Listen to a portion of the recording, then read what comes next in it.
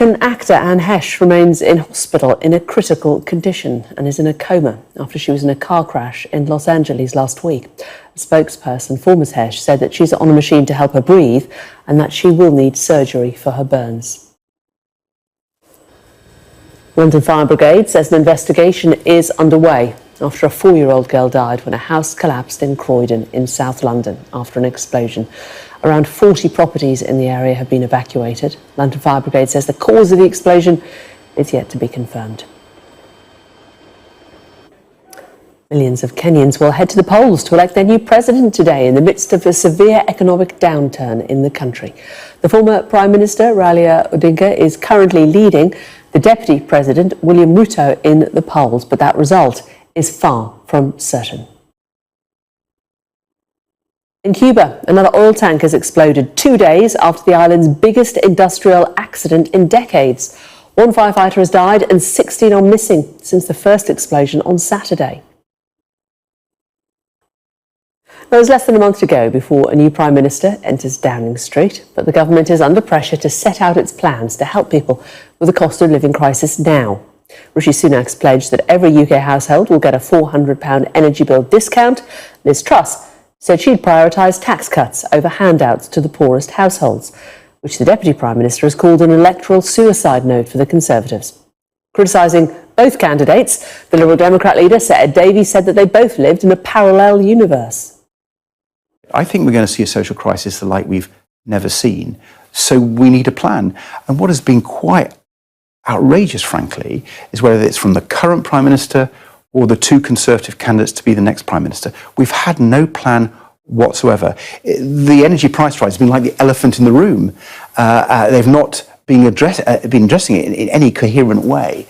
And we can't have a Prime Minister living in a parallel universe. We need people facing up to the reality that millions of our citizens face. Our political correspondent Maria Aurora is in Westminster for us. And Maria, it does seem that the cost of living crisis and the economic solutions to it are going to continue to dominate the rest of this campaign.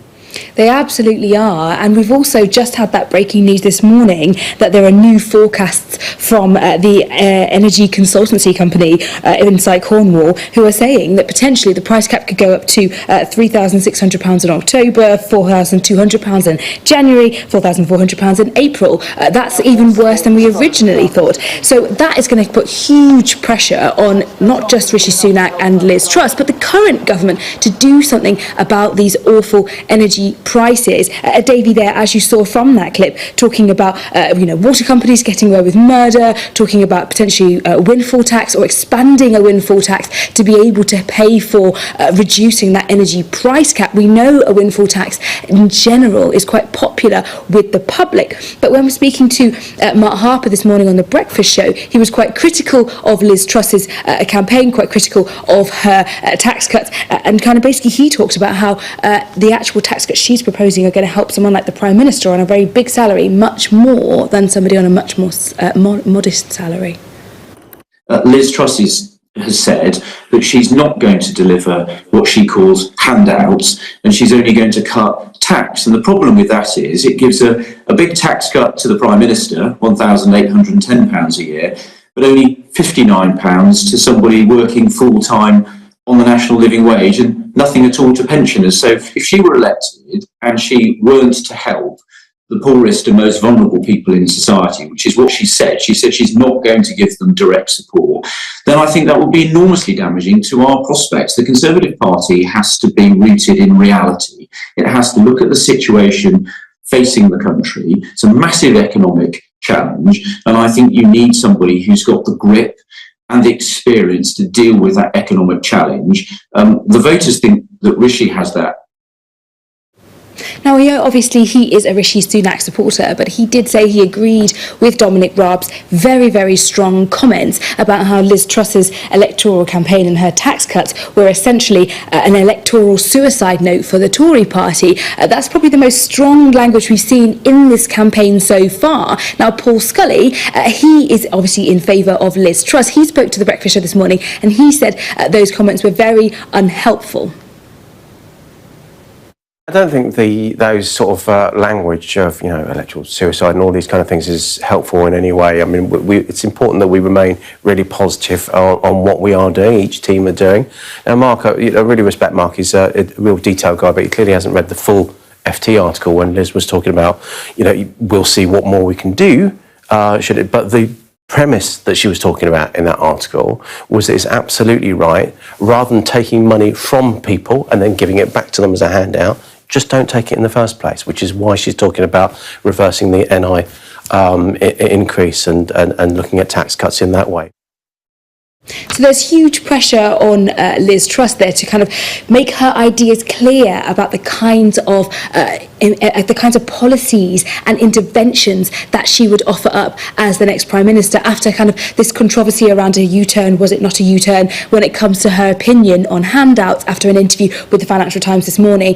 Paul Scully very much told the Breakfast Show that was not the case, that she'd been misquoted, misrepresented, but we're hearing that line coming out a few times from the Truss campaign, so they do need to be careful not to overuse that line.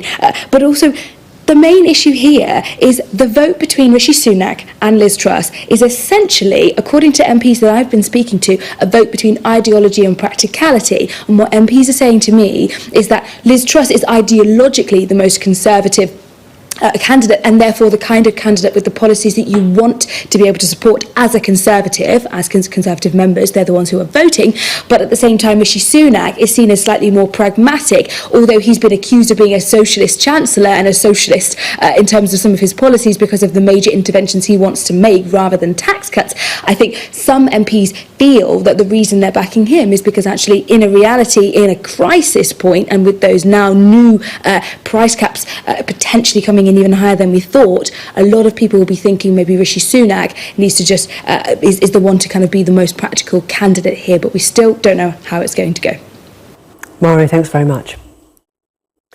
Now, the number of people waiting 2 years or more for routine treatment on the NHS has fallen dramatically. NHS England says the backlog has dropped from 22,500 to around 2,700. That's including complex cases.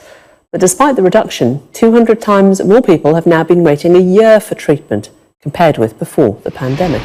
Well, Sky's Madeleine Radcliffe joins me now. Madeleine, just make sense of these figures for us. So one figure has fallen dramatically, another figure has risen. Morning, Jane. Well, shall we start with the good news? Because we very rarely get good news about NHS waiting times, do we? But today, NHS England has released figures that show that for those people waiting over 2 years for scans or surgery, that has fallen dramatically. It was the beginning of the year, it was in tens of thousands, and now it's dropped to under 3,000. In fact, even fewer, less than 200, if you exclude those really complex cases or cases where people couldn't travel for treatment or chose to defer it. So that's the good news, and that's under the NHS's elective recovery plan, its plan to get over the backlog caused by the COVID pandemic. And obviously, NHS bosses and ministers have welcomed that. We can hear what Gillian Keegan, the Care Minister, had to say in response. We're delighted to announce that, the NHS, as usual, have done a brilliant job, and massive thank you to all of the staff working in the NHS, because they've managed to get us to the point where pretty much all of those waiting 2 years have had their electives, and some of the people who would have just got into those 2 years in the next month or so as well, they've also managed to complete their operations. But there is a huge caveat to all this, because before COVID, very, very few people indeed had to wait 2 years for treatment. The real problem was the 1 year treatment waiting list. And that is the bad news, because if we look at this chart, you can see what exactly has happened to the number of people waiting over a year for surgery or scans. It has rocketed from about 1,600 before the pandemic, February 2020. Huge increase, eye-watering backlog now. About in May 2022, about 330,000 people still waiting to be seen or treated by the NHS, and that gives you the scale of the challenge the NHS now faces. Yes, there's been good news, but as we go into that autumn-winter period, which is always really tricky for the NHS, that is the backlog they've got to bring down. And there's also further bad news: the risk of strikes potentially by nurses for the first time ever. The Royal College of Nursing has recommended strike action later this year, so that would make this problem even harder for the NHS to tackle. Maddie, thanks very much. Now, the jury in the Ryan Giggs trial will be shown a video of his ex-girlfriend's police interview before she gives evidence in the witness box. The former Manchester United player and Wales manager is on trial, accused of assaulting Kate Greville, as well as controlling and coercive behaviour. He denies all of the charges. Well, Sky's Greg Milam has the latest from the court.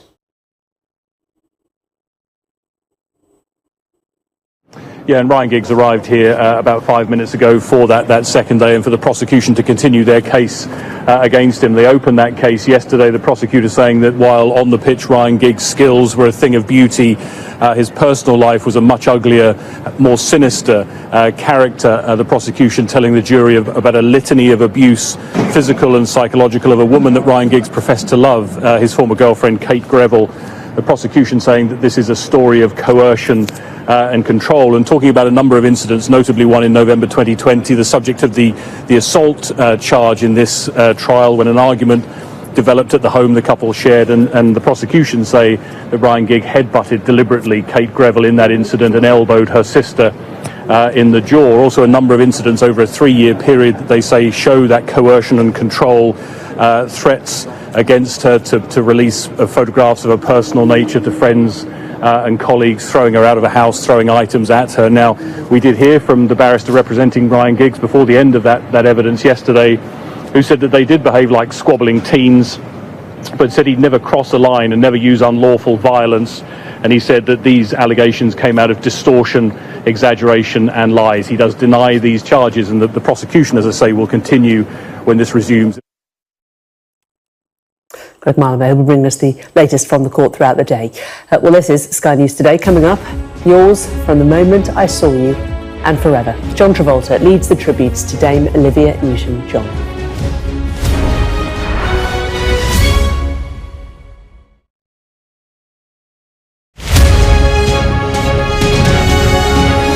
What concerns us is that the majority of the cases, the biggest contributing factor is the human error. We're seeing a frightening trend of individual males coming into the lakes, not telling family or friends where they're going, and then getting into difficulties. And due to them difficulties, unfortunately, they're dying of serious injuries because Mountain Rescue is not alerted in time because no one knew they were out there. Telling somebody what you're doing and what you're intending to do, because that accident is unfortunately going to happen, and it really can make the difference between life and death if a team's actually going to get out there to save you, if we can get there in sufficient enough time. We're trying to use every tool in the toolbox to help us to save lives. So we're using drones, we're using search dogs, satellite technology, phone tracking, everything we possibly can do to try and make people have a happier time in the hills. 3 to 5 things for me is basically tell somebody where you're going and what time you intend to come back. By all means, take your mobile phone, but remember that your mobile phone might not have a signal. Take a map and compass and make sure you don't bite off too much than you can chew, and enjoy yourself out there.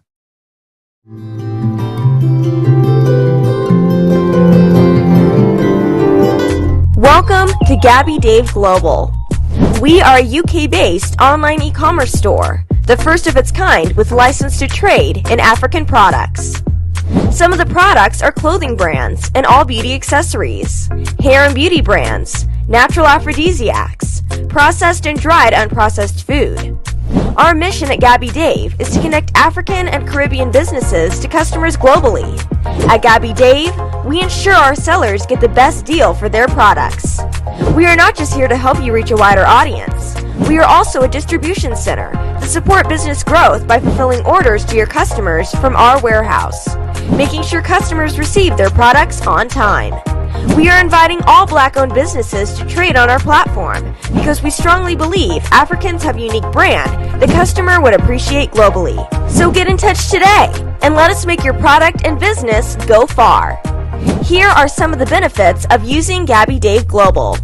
User-friendly platform, track your shipment, online support, transparent process, multiple SKUs, multiple products, a platform that encourages manufacturers as well as traders. Our marketing and PR interventions amplifies yours. Organized products and categories for easy access and navigation. Access to global community, especially within UK and Europe. With Sendwave, you can send money to Ghana, Nigeria, Kenya, Uganda, and Tanzania. And the best part is, Sendwave is absolutely commission-free.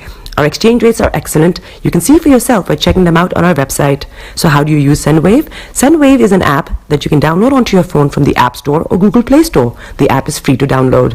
After downloading it, just open the app and enter your name, email, and phone number. That's it. You're good to go. Make sure you use the promo code SR. S for Starr, R for Radio. This promo code will give you £5 free credit to send to Africa on your first transaction. Your money will be delivered to your recipient within seconds. Feel free to call me on 0749 7377 647 at any time. I'll be happy to tell you all about Sendwave and help you in any way I can. Remember to use the promo code SR for £5 free credit. Medasse.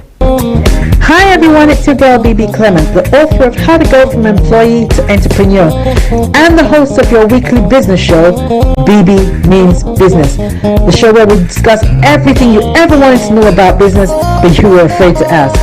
How do I start my business? How do I raise the finance? How do I grow my business? Where am I going to find my customers? Join me every Tuesday at 1:30 p.m. on Starr Radio UK to get all the information and tips that you need to become a successful entrepreneur and become financially free. Remember, don't let life dictate to you. Rather, put your signature on life.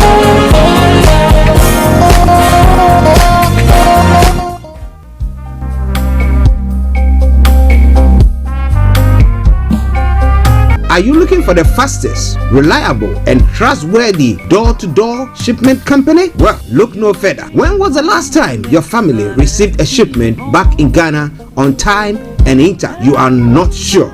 Well, Lamb Shippers, we pride ourselves with being the fastest, reliable, and trustworthy shippers you can use. You are assured of a prompt pickup anywhere in the UK by our personnel. They also make sure your items are well packaged to get to its destination in time. When it comes to door-to-door shipment, look no further.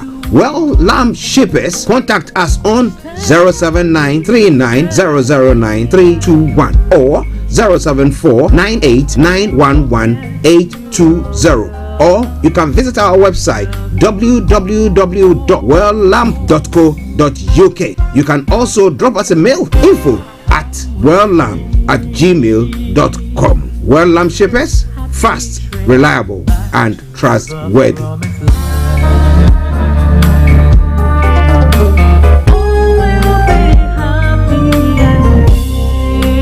Hi there. Are you dreaming of owning your own house in Ghana?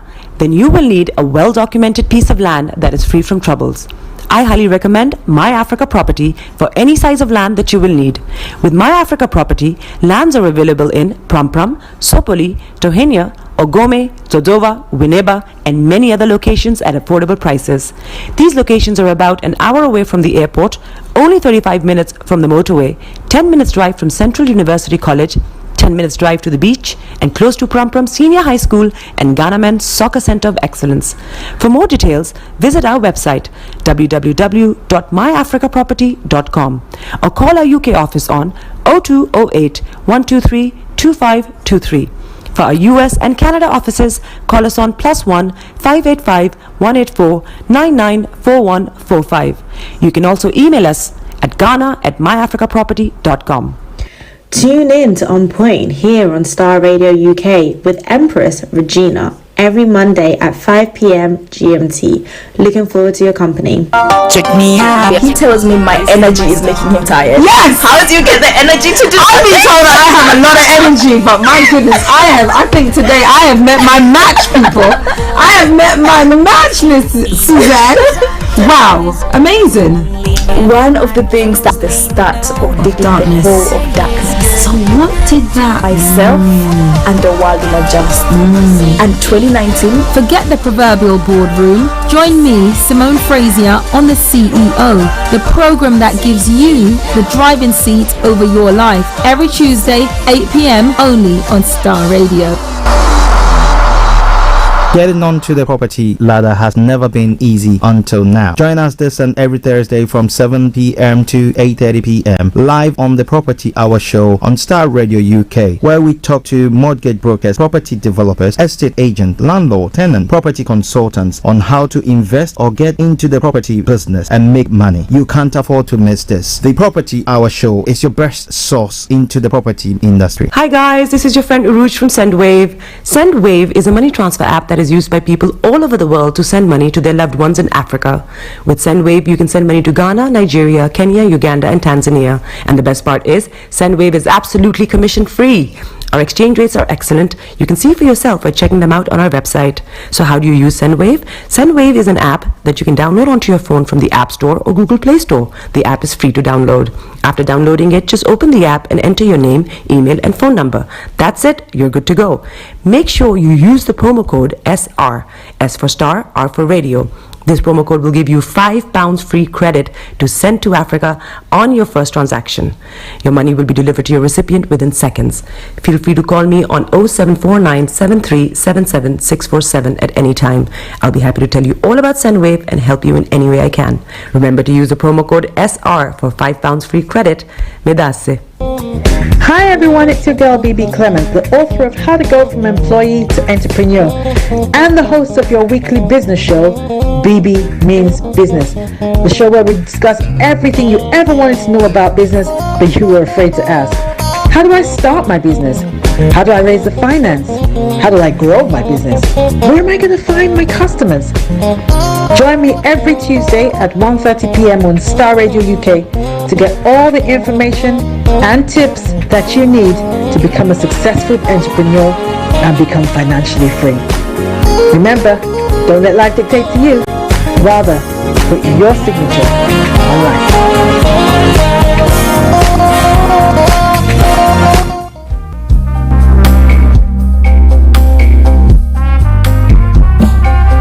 Are you looking for the fastest, reliable, and trustworthy door-to-door shipment company? Well, look no further. When was the last time your family received a shipment back in Ghana on time and in time? You are not sure?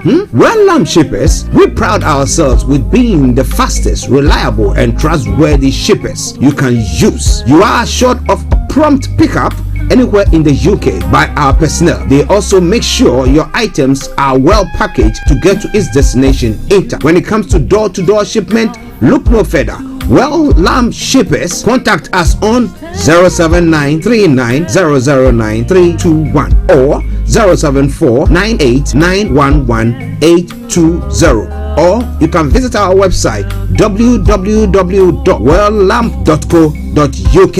You can also drop us a mail, info@welllamp@gmail.com. Well Lamp Shippers, fast, reliable, and trustworthy.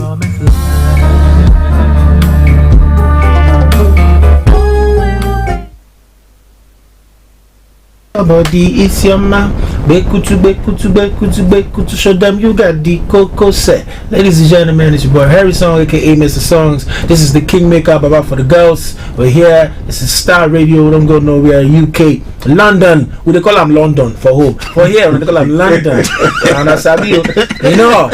Just have fun and stay blessed. Hi there, this is CJ Buckman, your life coach. And whenever I'm in London, I listen to Starr Radio UK right here. But guess what? You can listen to wherever you are.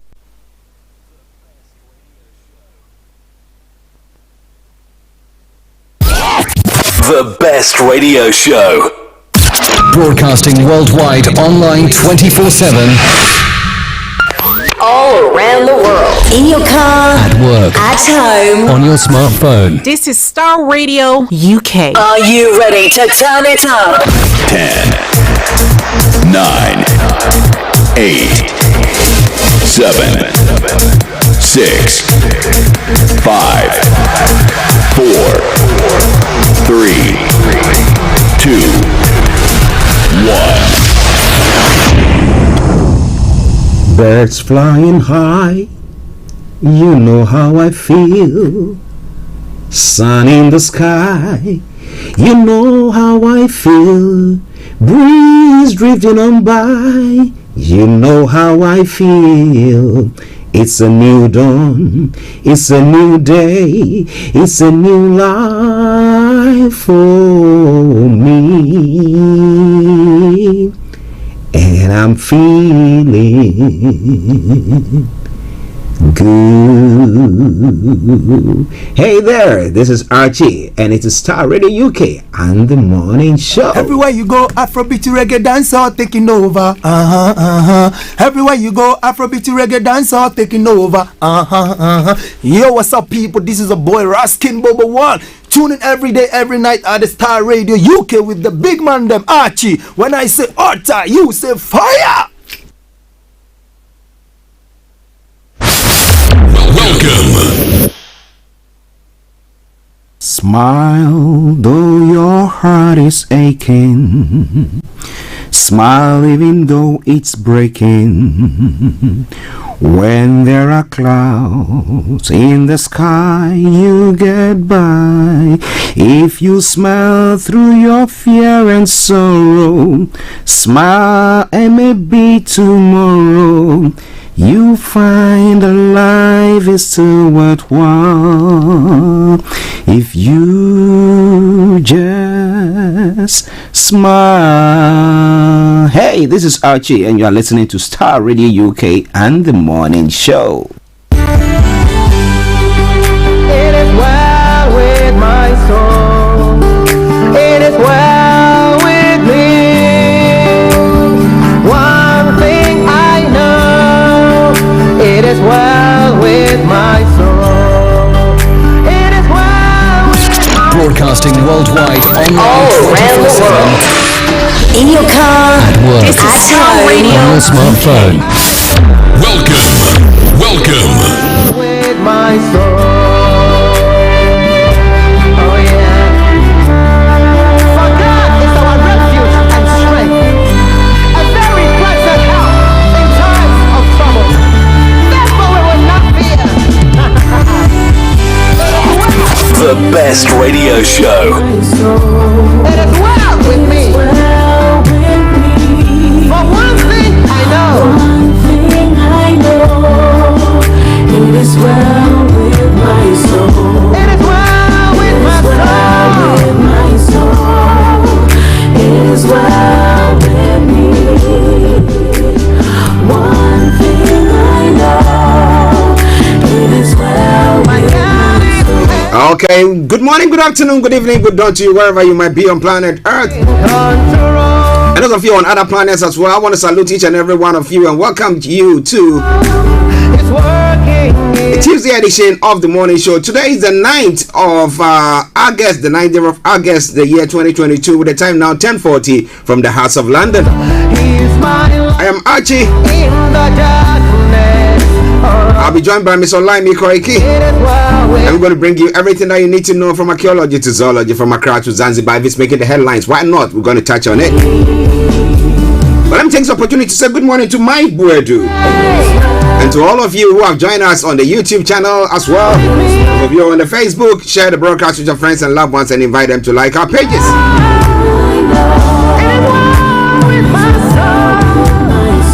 Well, nice sunny day outside. Looking through the windows, I could see nice sunny spell. So it's gonna be hot. But hey, whatever it is, as I will always say, if you are standing, hold on to something. You are sitting, sit down very comfortably, buckle up, but get yourself a hot or cold drink, whichever is appropriate, and let's take this journey. Not a journey to the unknown, it's a journey to the known. Why? Because we've got all the information that we're going to be sharing with you.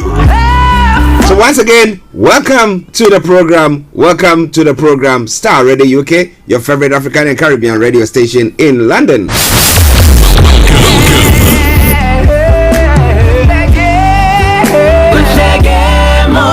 What is a good morning to Sir Moses, Miss Gold? Hey, good afternoon to you. How are you doing?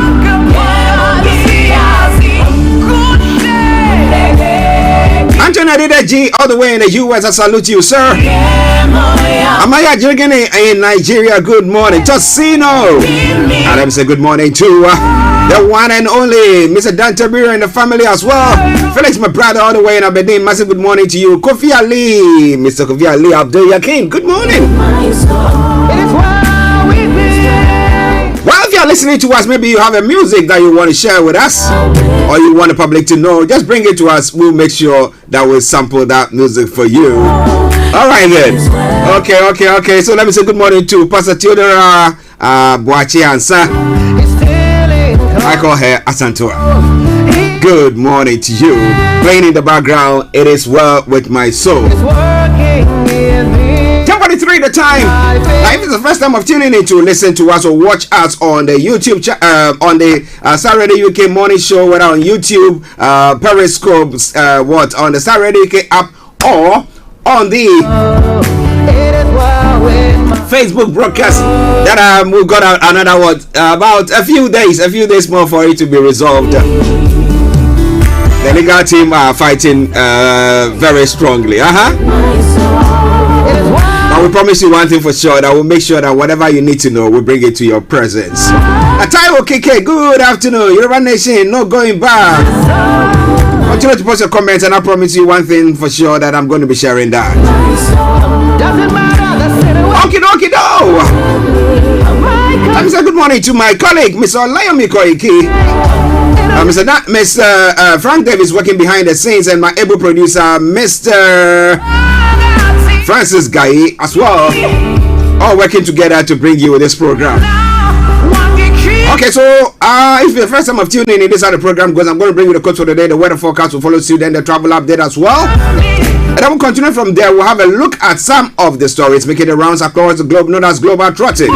We'll continue from there, and we'll have Mr. Olayomi Koiki joining us exactly at 11 o'clock with updates from Nigeria. And then from there, we'll continue our conversation, looking at other stories making the rounds in other parts of the world. Maybe you are a particular place where you want to share with us what is happening there. Feel free to do so. You give us a shout, and then we will acknowledge you as well.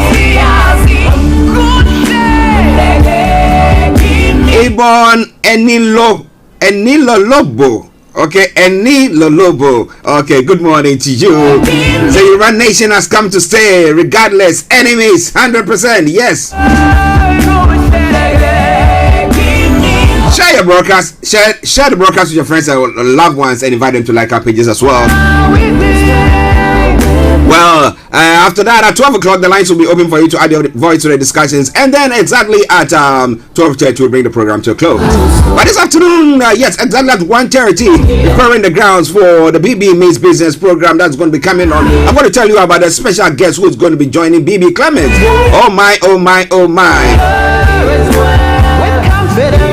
It's mind-blowing what Starr Radio UK is preparing to bring you as well.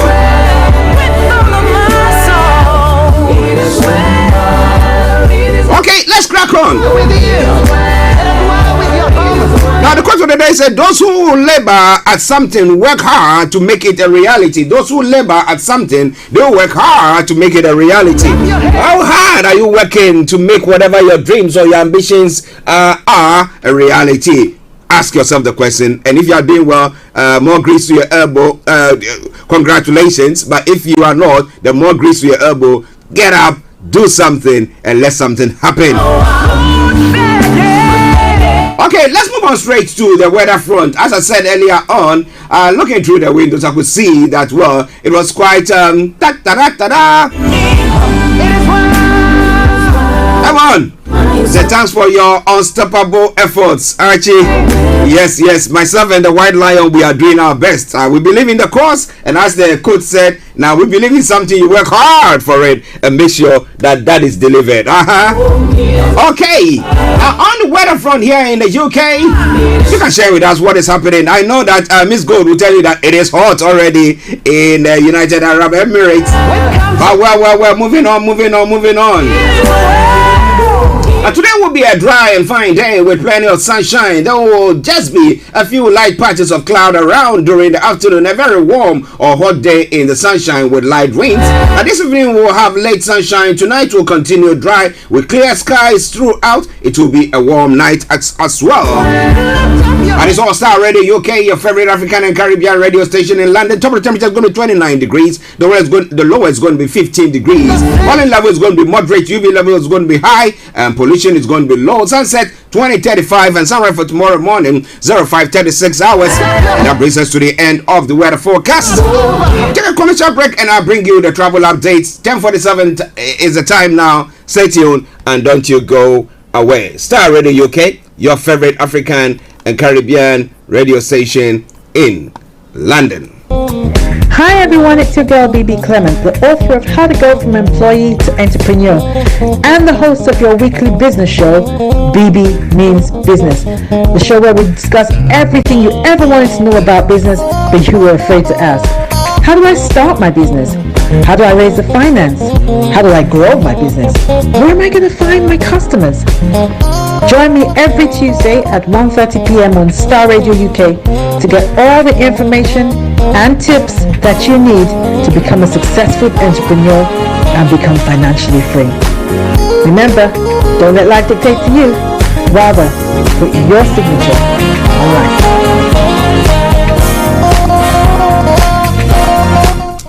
Okay, welcome back to the program, and it is the time for me to bring you the travel updates. Keep your eyes on the roads. Keep your eyes on the roads as we keep you navigated. I promise our bond. So, what is happening on your travel this morning? Yes, for those of you on the London Underground, yes, I can tell you assuredly that Circle Line has got minor delays. Jubilee Line minor delays. We got the Victoria Line minor delays there as well. That aside, all the others have got good service. The London Tram Link has also got the minor delays due to shortage of trams there. So check before you leave. That aside, London Overground and DL are all in good service there as well.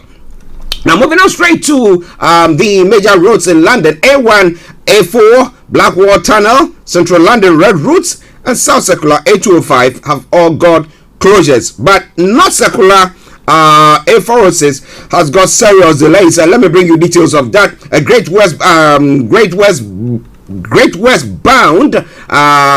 road, Great West Road, my apologies, both directions at the junction of A205 Chiswick High Road, not Circular Road. Various restrictions in place to facilitate bridge work. So please, that because of that, there are serious delays. So if you can avoid it, but if you are stuck in the, continue to listen to us, because that's when there are any changes, we promise that we'll bring it to the fore. It is Star Radio UK. Now moving on straight to the river bus as well. On the river bus this morning, the Woolwich Ferry has got is suspended. That aside, all the others have got good service there, of course. And I'm moving on straight to the National Rail. On the National Rail, cross country has got minor delays. Now, Great Western Railway minor delays, Great Anglia minor delays, Northern Rail minor delays, and First Transparent Express has got special service. So, all in all, check before you leave. It is Star Radio UK. It is your favorite African and Caribbean radio station in London. Share the broadcast with your friends and loved ones and invite them to like our pages as well.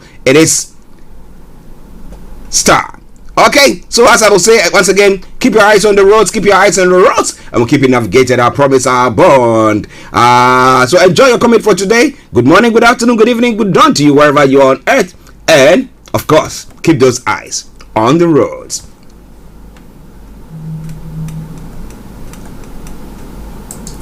Welcome to Gabby Dave Global. We are a UK-based online e-commerce store, the first of its kind with license to trade in African products. Some of the products are clothing brands and all beauty accessories, hair and beauty brands, natural aphrodisiacs, processed and dried unprocessed food. Our mission at Gabby Dave is to connect African and Caribbean businesses to customers globally. At Gabby Dave, we ensure our sellers get the best deal for their products. We are not just here to help you reach a wider audience. We are also a distribution center to support business growth by fulfilling orders to your customers from our warehouse, making sure customers receive their products on time. We are inviting all black-owned businesses to trade on our platform because we strongly believe Africans have a unique brand the customer would appreciate globally. So get in touch today and let us make your product and business go far. Here are some of the benefits of using Gabby Dave Global. User-friendly platform, track your shipment, online support, transparent process, multiple SKUs, multiple products, a platform that encourages manufacturers as well as traders. Our marketing and PR interventions amplifies yours. Organized products and categories for easy access and navigation. Access to global community, especially within UK and Europe.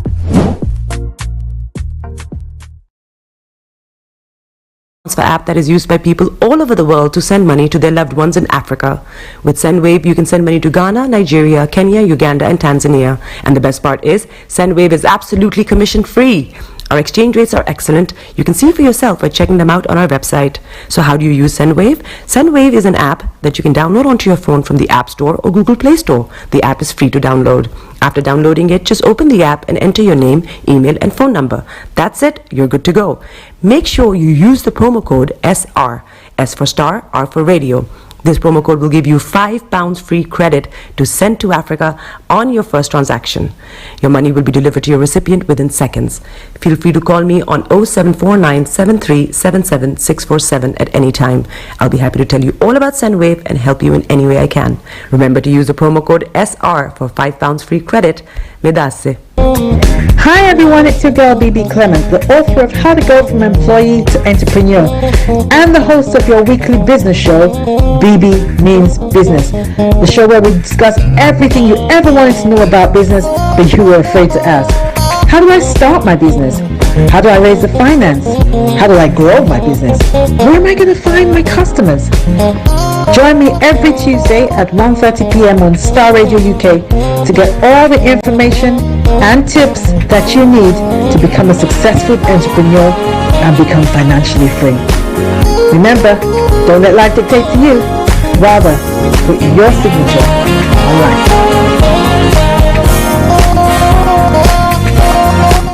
Welcome back to the program. It is Starr Radio UK. It is your favorite African and Caribbean radio station in London. And let me say good morning to Michael Ade. Hope you are doing very well. Michael, where are you listening to us from? Yes. All right then. Now, listeners, it's now time for Global Trotting. Yes, when it comes to some of the stories making the rounds that we're going to be looking at when it comes to Nigeria, I promise you one thing for sure, that certainly or definitely is going to happen. As I told you yesterday, we didn't have Mr. Olayomi Koiki live because he was working on some of the stories, trying to get the details of them. Where Nigeria, 3 others, top World Bank debtors. And then rising debt has pushed Nigeria up the World Bank's top 10 International Development Association borrowers. But you look at Nigeria, look at those countries, especially in Africa, they are so rich when it comes to natural resources and stuff like that. Yet, when it comes to borrowing, we are there. We can't even pay our debts. Hi! Alright then, we'll be looking at that. Now, Black Sister Director Biyi Bandele is dead as well. So, those are some of the stories making the rounds in Nigeria. But there's a lot more going to be coming your way.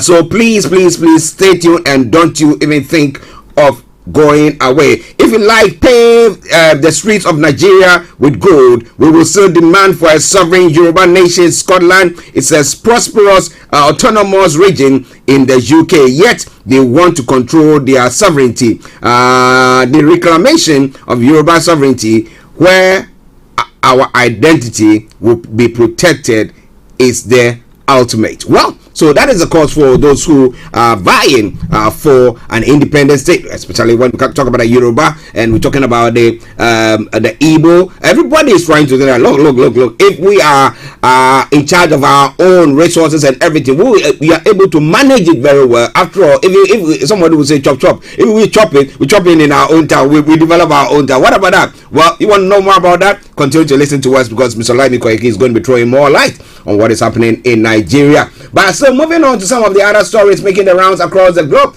In Ghana, the Wasi violence, invigilators must stop intimidating candidates. Well, it seems that invigilators are intimidating candidates, and therefore these candidates, Wasi candidates, I think they're going there, and some of them become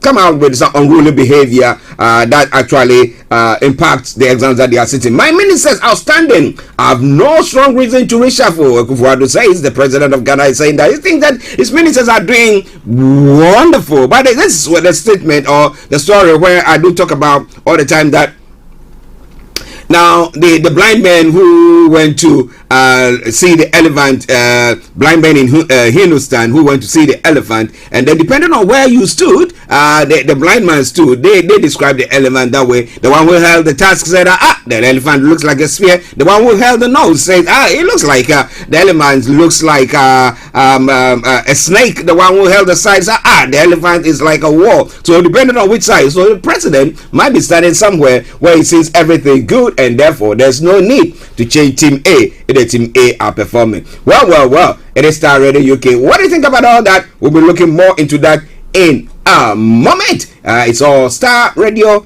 your favorite African and Caribbean radio station in London. Now let's move on straight to some other stories making the rounds. Well, today the Kenyans are going to the polls to select or elect a new president. Is it Ruto who's going to do it? Or who is going to do it? Well. Odinga? Well. By the close of the week, we will know who has taken the reins. All right, then. Well, maybe Ruto has to just allow Odinga to just get on. He's an old man. He will just go one term. Then the next term we will have Ruto coming on. What about that? Well, so at least seeing the presidency here, north and south. What about that? Or east and west, whichever it is. Chad military government agrees to launch peace talks with opposition. Those are some of the stories making the rounds there as well. Now, moving on to other parts of the world. Some of the stories that is making the rounds says that now Trump says FBI agent raided his Florida home. Monday's search was reportedly connected to an investigation into Mr. Trump's handling of official papers. It looks like he's alleged to have gone away with some official documents, and that's why the FBI had to launch that raid. Well, he's calling it again another fast there. Fake news that people are just trying to do all sorts to him. What do you think? Japanese fashion designer Issey Miyake is died. The revolutionary designer died of liver cancer in Tokyo, age 84. His company said in a statement. And another person who died, Giordani stars pay tribute to Olivia Newton-John, Dame Olivia Newton-John, who also died from cancer. The long fight, 30 years of fighting cancer. She was 73. And Russia halts U.S. inspection of its nuclear arsenal. Russia has temporarily suspended nuclear warhead inspection under treaty with the U.S.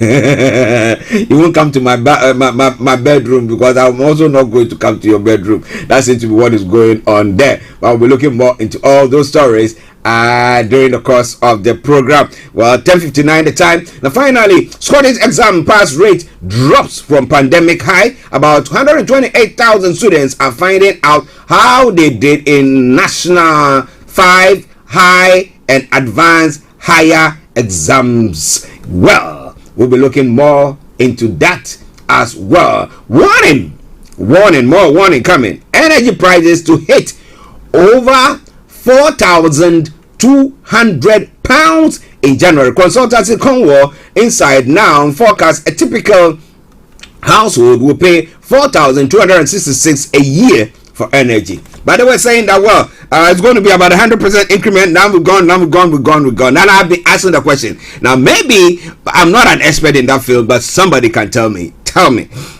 what percentage of the gas or energy is Russia producing? Okay.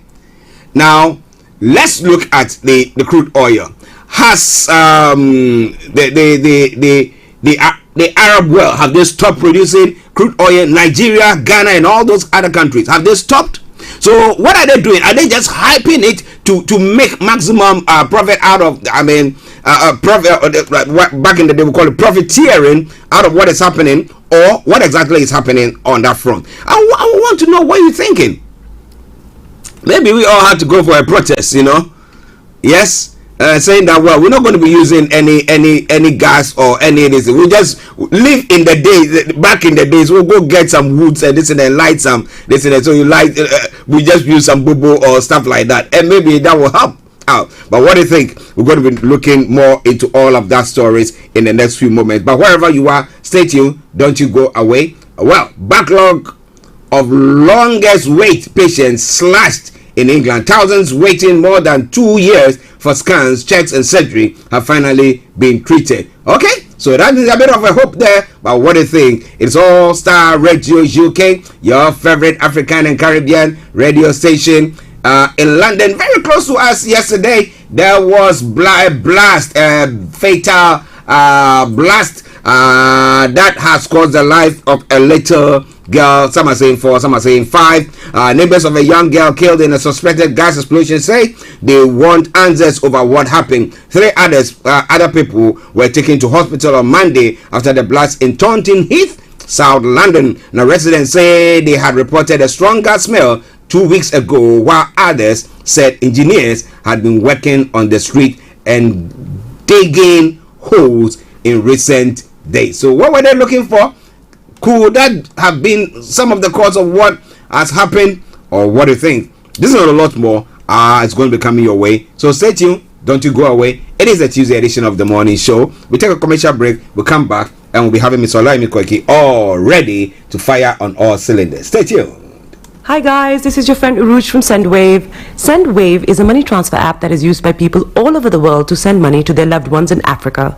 With Sendwave, you can send money to Ghana, Nigeria, Kenya, Uganda and Tanzania. And the best part is, Sendwave is absolutely commission free. Our exchange rates are excellent. You can see for yourself by checking them out on our website. So how do you use Sendwave? Sendwave is an app that you can download onto your phone from the App Store or Google Play Store. The app is free to download. After downloading it, just open the app and enter your name, email and phone number. That's it, you're good to go. Make sure you use the promo code SR, S for Star, R for Radio. This promo code will give you £5 free credit to send to Africa on your first transaction. Your money will be delivered to your recipient within seconds. Feel free to call me on 0749 7377 647 at any time. I'll be happy to tell you all about Sendwave and help you in any way I can. Remember to use the promo code SR for £5 free credit. Medasse. Hi everyone, it's your girl BB Clement, the author of How to Go From Employee to Entrepreneur and the host of your weekly business show, BB Means Business, the show where we discuss everything you ever wanted to know about business but you were afraid to ask. How do I start my business? How do I raise the finance? How do I grow my business? Where am I going to find my customers? Join me every Tuesday at 1:30 p.m. on Star Radio UK to get all the information and tips that you need to become a successful entrepreneur and become financially free. Remember, don't let life dictate to you. Rather, put your signature on life.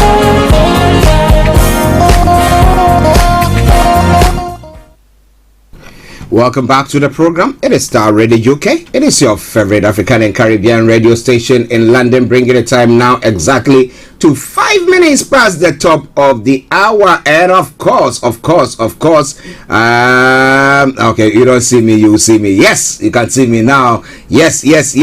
We have the one and only Mr. Olayomi who has joined us this morning. Well, we're going to be looking at what has happened across where you live, and especially now from Nigeria. Yomi, let me say good morning to you. Well, a very good morning. I'm going to get the background out and tune you back. A very good morning to all our listeners and viewers from around the globe, and we welcome you to Star Radio UK. It is your finest African and Caribbean radio station in London, and as we say all the time, this is where you can get all the latest update coming out of Nigeria, and most importantly, all the latest news as the self-determination are also now campaigning for their disintegration peacefully out of Nigeria. But you can also get all the other news, the politics, and everything you need to know. The Commonwealth have just finished. A lot of the self-determination, the indigenous people are now saying that the Yorubas competed and not Nigeria. But Frank will always say, until the final lap, no one should give up because that is the only way. But you get all that here on Star Radio UK Monday to Friday with myself, Archie and Frank, and the rest of the team. And I'll slightly come back again. We do apologize, we couldn't join Archie yesterday, but be rest assured, we're back again this morning, the 9th of August 2022, where we roll the program out again this morning. Yes, listeners, Mr. Olayomi Koiki are ready to bring you all that you need to know when it comes to Nigeria. Now, so how was the weekend and what were some of the activities that took place over the weekend, sir? Well, the weekend runs very fast, especially, like you can remember, we have the family, the children are all on holiday, and that takes, a lot of our time as parents, and that means that, we take every opportunity, to spend time with them. So my weekend was as beautiful. My weekend was as important as we take advantage of the weather, and also we take advantage of the opportunity that we have. There was also quite a lot that happened over the weekend. I'll be discussing some of that as well, especially with the same thing that we discuss all the time. The killings and the atrocity that is taking place in Nigeria. We're going to be talking a bit more about the diaspora, a Yoruba man that was killed in Ogbomoso, and how the story is now being disputed in a way that it shouldn't be. He was killed by the terrorists, but that we're going to be discussing as well today. But I'm back again, and I'll be firing on all cylinder, like you always say, on the latest news coming out of Nigeria this morning. Yes, thank you very much, Mr. Olayomi Koiki. Now, first of all, let's go to the story about let's talk about the Commonwealth game that ended last night in Birmingham. Now, the question is, as you've been saying, most of the athletes are Yorubas. Okay, so those who went to perform are thinking that, well, you know what, this is an example of what can happen, because we are forming the majority of those who are doing the work. So, what was the performance? Looking at the what do you call it? The tables, the medal tables. What position was Nigeria, and how did they do all in all? Well, when it comes to the, what has been said, regarding the Commonwealth, depending on which side of the coin, you're listening to. If you're listening from the side of the, the Nigerian government, there's a response from the federal government also taking advantage, as they will do all the time. I'll be telling you what Atiku is saying. I'll be telling you what Buhari is saying. I'll be also telling you what those from the Yorubas are saying, regarding the just concluded Commonwealth. The first question that people say is that during the Commonwealth we have England, we have Scotland, we have Wales, and we have all these different regions that was there representing. So what has it been so difficult that we should have the same system representing as well? So let me take you to what Ilana UK said some about 20 hours ago. Lesson from the 2020 Commonwealth Games and the medal table. The hashtag Yoruba on their own have the ability to top Northern Ireland, Wales, India and Pakistan. Hashtag Nigeria has held us back for more than a century. Time to exit hashtag Nigeria and take our rightful place in the world order. Hashtag Yoruba Nation now. And according to what we have, even though it is not yet a Yoruba nation that is representing the Commonwealth, but what we can say is Australia went with the highest gold medal with 66, and then that goes to England with 55. But if you go further down, Nigeria got the gold medal, but those that represent is why those that are saying that they are from the Yoruba. But Buhari disagree with you. This is what the president had to say. I join millions of Nigerians in celebrating, the just concluded Commonwealth Games that have just, come together. Even some Nigerians are still also saying that those that represent Nigeria are the good ones, as against those that use the NSAS, with the blood stain on the Nigeria flag as well. This is what Atiku literally had to say.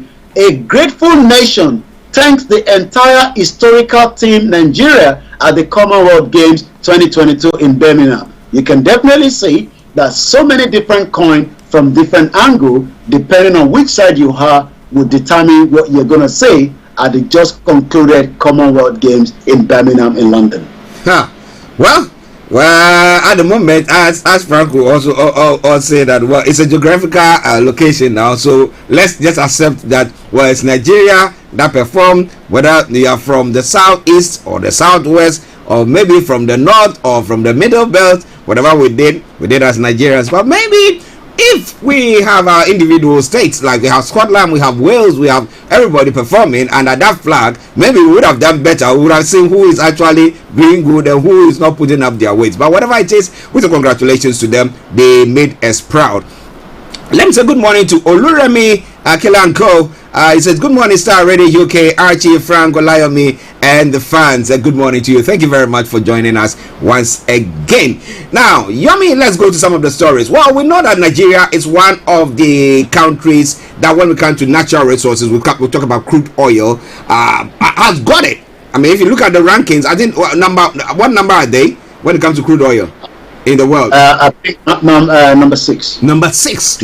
And I've been talking about this all the time, that can't Nigeria pump up more crude oil during these times that we were talking about Russia, because of Russia and Ukraine war, and therefore there's all this economic whatever is going on, and energy prices seem to be hiking. And I ask myself, what number percentage are we? So we're looking at all these resources that Nigeria has. We're looking at farm produce that we know that now, because of all this nonsense, my apologies, that seem to be going on pertaining to what do you call it, the Fulani herdsmen going to people's farms, destroying them, people being abducted in their farm, being killed, and therefore that has brought down farming in that part of the world. I think that Nigeria has got the resources to be able to say that, look, when it comes to Africa, with our number and with our natural resources, we've got a strength to say that we are doing well. But when it comes to the world, they are saying that the top 10 indebted countries in the World Bank, Nigeria is in one of the top 10. Well, worse or the most indebted countries in the world. So what has caused that?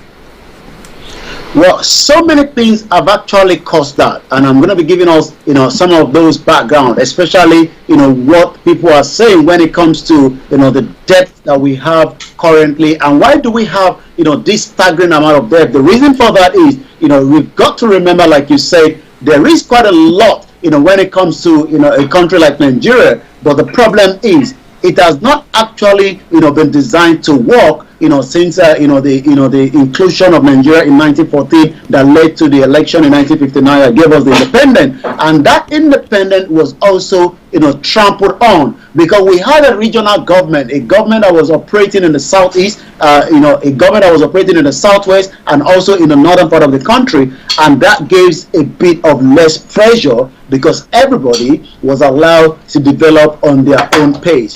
Like you said, the headline this morning, Nigeria, 3 others top World Bank debtor list. Rising debt has pushed Nigeria up the World Bank's top 10 International Development Association borrower list. So these are now countries that have become more borrowing, and the reason for that is if you are not producing enough, you would definitely rely on export coming into the country. Even though we have the crude oil, we have the human capacity, we have so many other natural resources, but for 62 years these resources have not been used on average Nigerians. Let me give you an example. During my show this morning, we had a caller that called in, and she was actually saying that even though she lived there, she's a retired with her husband, they've worked there all their life, but they couldn't get a visa for their son that was not feeling very well to come here for a medical treatment. But the question is, if Nigeria was working, they would not need to come down to UK. They eventually go for the option, which was the option of a private hospital in Nigeria, and you could tell that is quite expensive. And that takes me back to the World Bank. The World Bank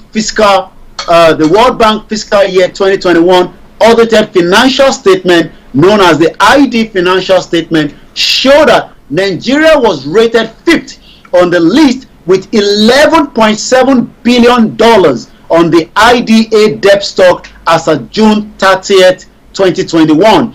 However, in the newly released World Bank fiscal year 2022 that has been audited financial statement for the IDA, which stands for International Development Association, show that Nigeria has moved to the 4th position on the list with about 13 billion debt stock as of June 30th, 2022. Well, for them to be number 3, the top 3, then there is something that seems to be going on. I can see that you are talking about 400,000 barrels of crude oil that goes, missing per day. 400,000. Now, what do you think precipitates this action or these losses that the country is suffering or hemorrhaging? What do you think is causing that? Well, again, it's poverty, and again, it seems that those that believe that the natural resources found underneath their land, is not being used properly and channeled, to give, leverage, to give opportunity to some of these individuals across, some of this region. You are quite right. The headline here says Nigeria loses 400,000 barrels of crude oil per day to theft, according to the federal government. Before we come back to that, this is what the former emir, a central bank as well, governor at the time, I'm talking about Sanusi. I warned Buhari's government that its policy would destroy Nigeria economy. Not a very good one as well. Former emir of Kano, Muhammadu Sanusi too, has disclosed he warned the President Muhammadu Buhari administration that his economic policies would destroy Nigeria's economy. Sanusi also lamented the current state of the nation, saying Nigeria will not be where it is if public office holders take their jobs seriously. The former emir that spoke in Lagos on Sunday at the stage play titled Emir Sanusi, Truth in Time, Every Inherent Dangers in the Economy Policy, he communicated to the administration when he newly came on board in 2015-2016, is what the country is facing today. The former Kano emir recalled how he wrote a confidential letter to the ex-president Goodluck Jonathan as the central bank of the Nigerian governor, voicing his strong concerns about the economy. So does this really have that effect to where 400,000 barrels is now being stolen, according to the federal government? So what do we know? The federal government has decried huge crude oil theft, resulting in substantial loss in production. Minister of State for Petroleum Resources, Sylvia, who disclosed this yesterday when he visited the Imo State Governor Hope Uzodinma at the government house Owerri, lamented that hoodlums who perpetrated the act has caused production level to reduce. The question a lot of Nigerians will ask is, what have you done with the ones that you've produced in the first place? Because those communities have never enjoyed those resources. For the last time that, from the last 60 years of independence and when the crude oil has been found, those in that region was more reason why somebody like Ken Saro-Wiwa was killed as an environmental activist. And as of today, the government is saying that 400,000 barrels per day, translating to a drop from 1.8 million to about 1.4 million barrels per day that the government is producing. Sylvia, who was accompanied by the high power team made up of the Minister of State for Education, which again, education has been zero since February, the students have been at home. He was also there with the Chief of Defense Staff. Again, a failure of a government that could not protect Nigerians, talk less of protecting, the oil rig, environment. I've watched a video from Saudi Arabia, and they could be able to monitor every part of where the crude oil is in operation, from a control center. This could have been done in Nigeria, but rather we still have to go back to, somebody like the late Abacha to give us the pin code to where some of the money that was stolen. Just as Babangida and the rest of them that have used Nigeria as a cash cow, and that is why a lot of Nigerians are now reviewing to say, are we truly Nigerians and who is in Nigeria? Because 10% control the resources. Even remember that at some point during the beginning of this year, Pastor Enoch Adeboye made that statement. I'll come back to you in the studio so that I can get exactly what he said during that broadcast from their church at the beginning of this year, in terms of where actually is the crude oil or the money coming and going as well. So Star Radio UK, I'll come back again to you in the studio. Well, interesting. Listeners, Mr. Olayomi Koike for you. If you have any comment, feel free to post it on our YouTube channel or our Facebook page. The Facebook page that we are using at the moment, as I said, the technical team are working, the legal team working on the Star Radio UK one. So and yes, I got it, and this is exactly what Pastor Enoch Adeboye of the Christian Redeemed Christian Church of God had to say. At the beginning of this year, 80% of income of a nation is going to some people. Remember, 80%. So not literally the 400,000 barrel that is missing. Even the ones that have been pumped out is going to just the 80% as against the whole country. What are going to do? What are they going to do with the money? Who is buying the crude oil that the money is not returning back to Nigeria economy? How many of the nations are also your friend? I'm not thinking of 2023.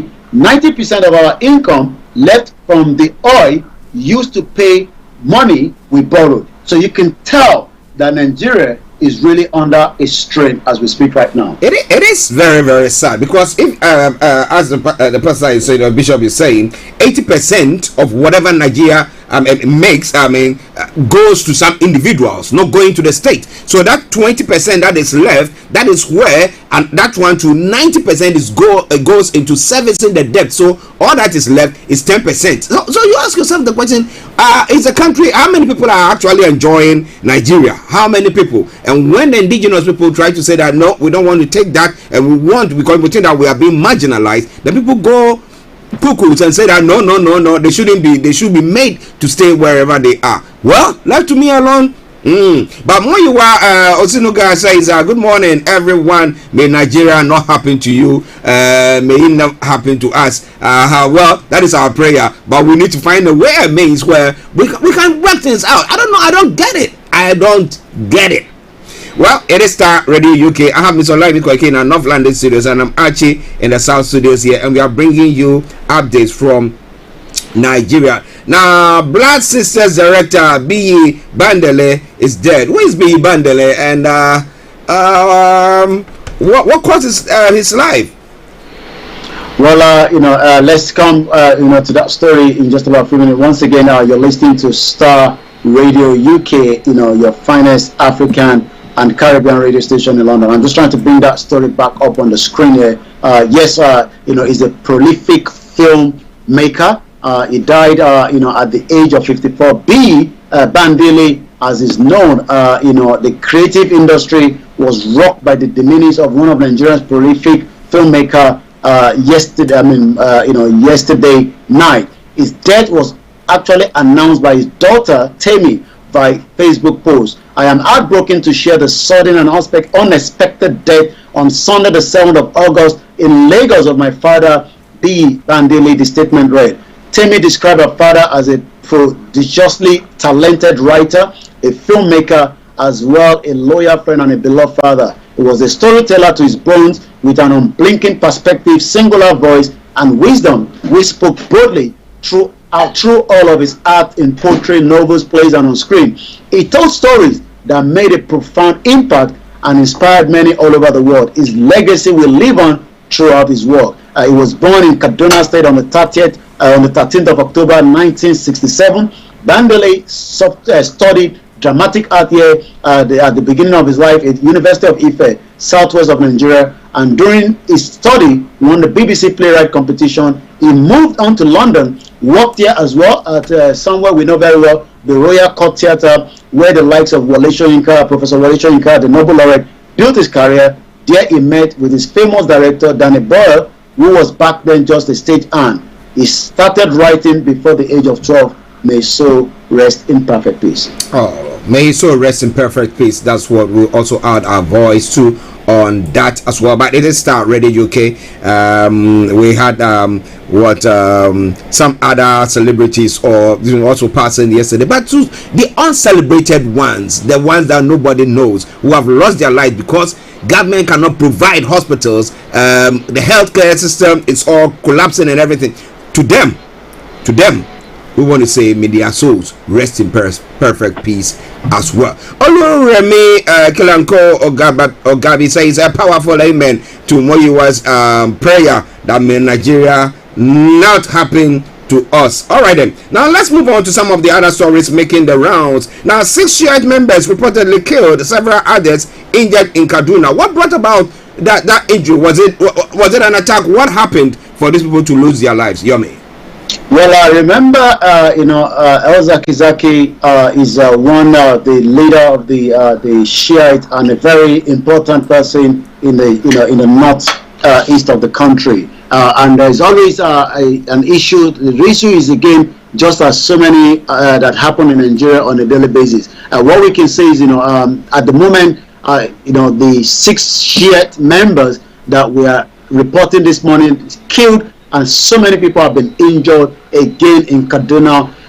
6 members of the Islamic movement in Nigeria, known as IMN, also known as the Shiite, were reportedly killed yesterday in Zaria, Kaduna State, during their annual Ashura Day procession, a religious ritual. The leader of the movement in Zaria, Malam Abdul Ahmed Bello, confirmed the killings on Monday night, alleging that a combined team of security operatives attacked the members while they were observing their religious procession. It's not the first time that they have been attacked. The wife and the husband were taken away by the government for a very, very long time, especially the governor of Kaduna State, El Rufai, until they were actually released. According to him, the security personnel shot at the Shiite members indiscriminately, resulting to the death of 6 people, whilst caused sustained injury. So again, as we say, there's a lot of pressure when it comes to Nigeria engaging security-wise, which take me to, before coming back to you in the studio, what, the Senate are saying this morning, as Senate probes 1.7 trillion security vote to 797 agency this morning in another headline. Star Radio UK, I'll come back again to you in the studio. Well, listeners, a sad one from that front, because I was asking myself the question whilst you were bringing that update that, well, did they provoke the security at all? I mean, not literally. I mean, it's just that again, from their perspective, the government have always, handled these Shiite with a very, very, difficult position. Remember, the reason why their leader was arrested and detained for a very long time is because as at that time the chief of staff was traveling in that route as well during one of their procession, and according to what we were told, he wasn't allowed to pass through, even though the Shia disagree. So many of them were killed, but it is just that again it's got to do not because of the religious intakes. It's just that the government disagree with their own kind of religious, because the Shiite is completely different kind of Islamic, from the perspective of the government. So it has always been a problem, when it comes to the Shiite in Nigeria, but one thing is there is always this tension, when they come out. Although the majority of Nigerian Muslim population is Sunni, there is a small Shia minority, particularly in the northern part of Nigeria, which is this particular one that we're discussing. So most Nigerians are Sunni, but this particular Shiite, they are small in minority. But again, there is a trouble, and this has been going on. I take you back to 2019 as an example. In July, more trouble between Nigerian Shiite minority and the police. So it's not the first time. Western and Nigerian media are reporting that the principal Shiite movement in Nigeria, and this is 2019 article that I'm reading out now, Nigeria stormed the National Assembly in Abuja on the July 7th, in resulting to merely 2 people may have been killed and 8 injured. As is often the case, there are few details with claims and counterclaim, but the episode is a reminder that Shiites are a force now to be reckoned with in Nigerian street politics. Now, is there freedom of association in Nigeria, so that people, I want to belong to this church, I want to belong to this group, I want to belong? Is there freedom of association in Nigeria at all? Well, I mean, according to the fake 1999 military decree constitution, yes, there is freedom to association and there's freedom to political parties as well. But like I said, being a very small minority, there is a pressure, especially from the government, attacking this particular, especially this particular government, have really, dealt with them seriously. And again, this morning, 6 of their members have been killed, and so many of them have been injured. He said the total casualties, even though these kind of stories as well, the security operatives will always say otherwise as well, different, that there's always a tension. How do you manage such a situation? I mean, we do have tensions in UK. I think it was some years back, 6th of August, when Duncan was killed here in Tottenham.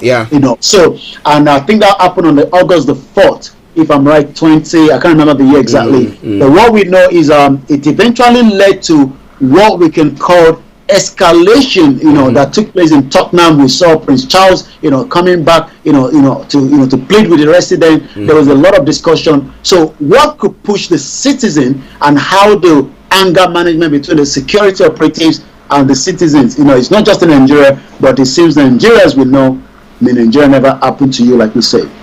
Well, Nigeria never happened to you. It is Star Radio UK updates from Nigeria with Mr. Olayomi Koike in our North London studios. I'm Archie here in the South studios, and we are bringing you all that you need to know when it comes to Nigeria and the world as a whole. So now we'll go back to Yomi for some of the other stories making the rounds. It's 11:32. Over to you, Yomi.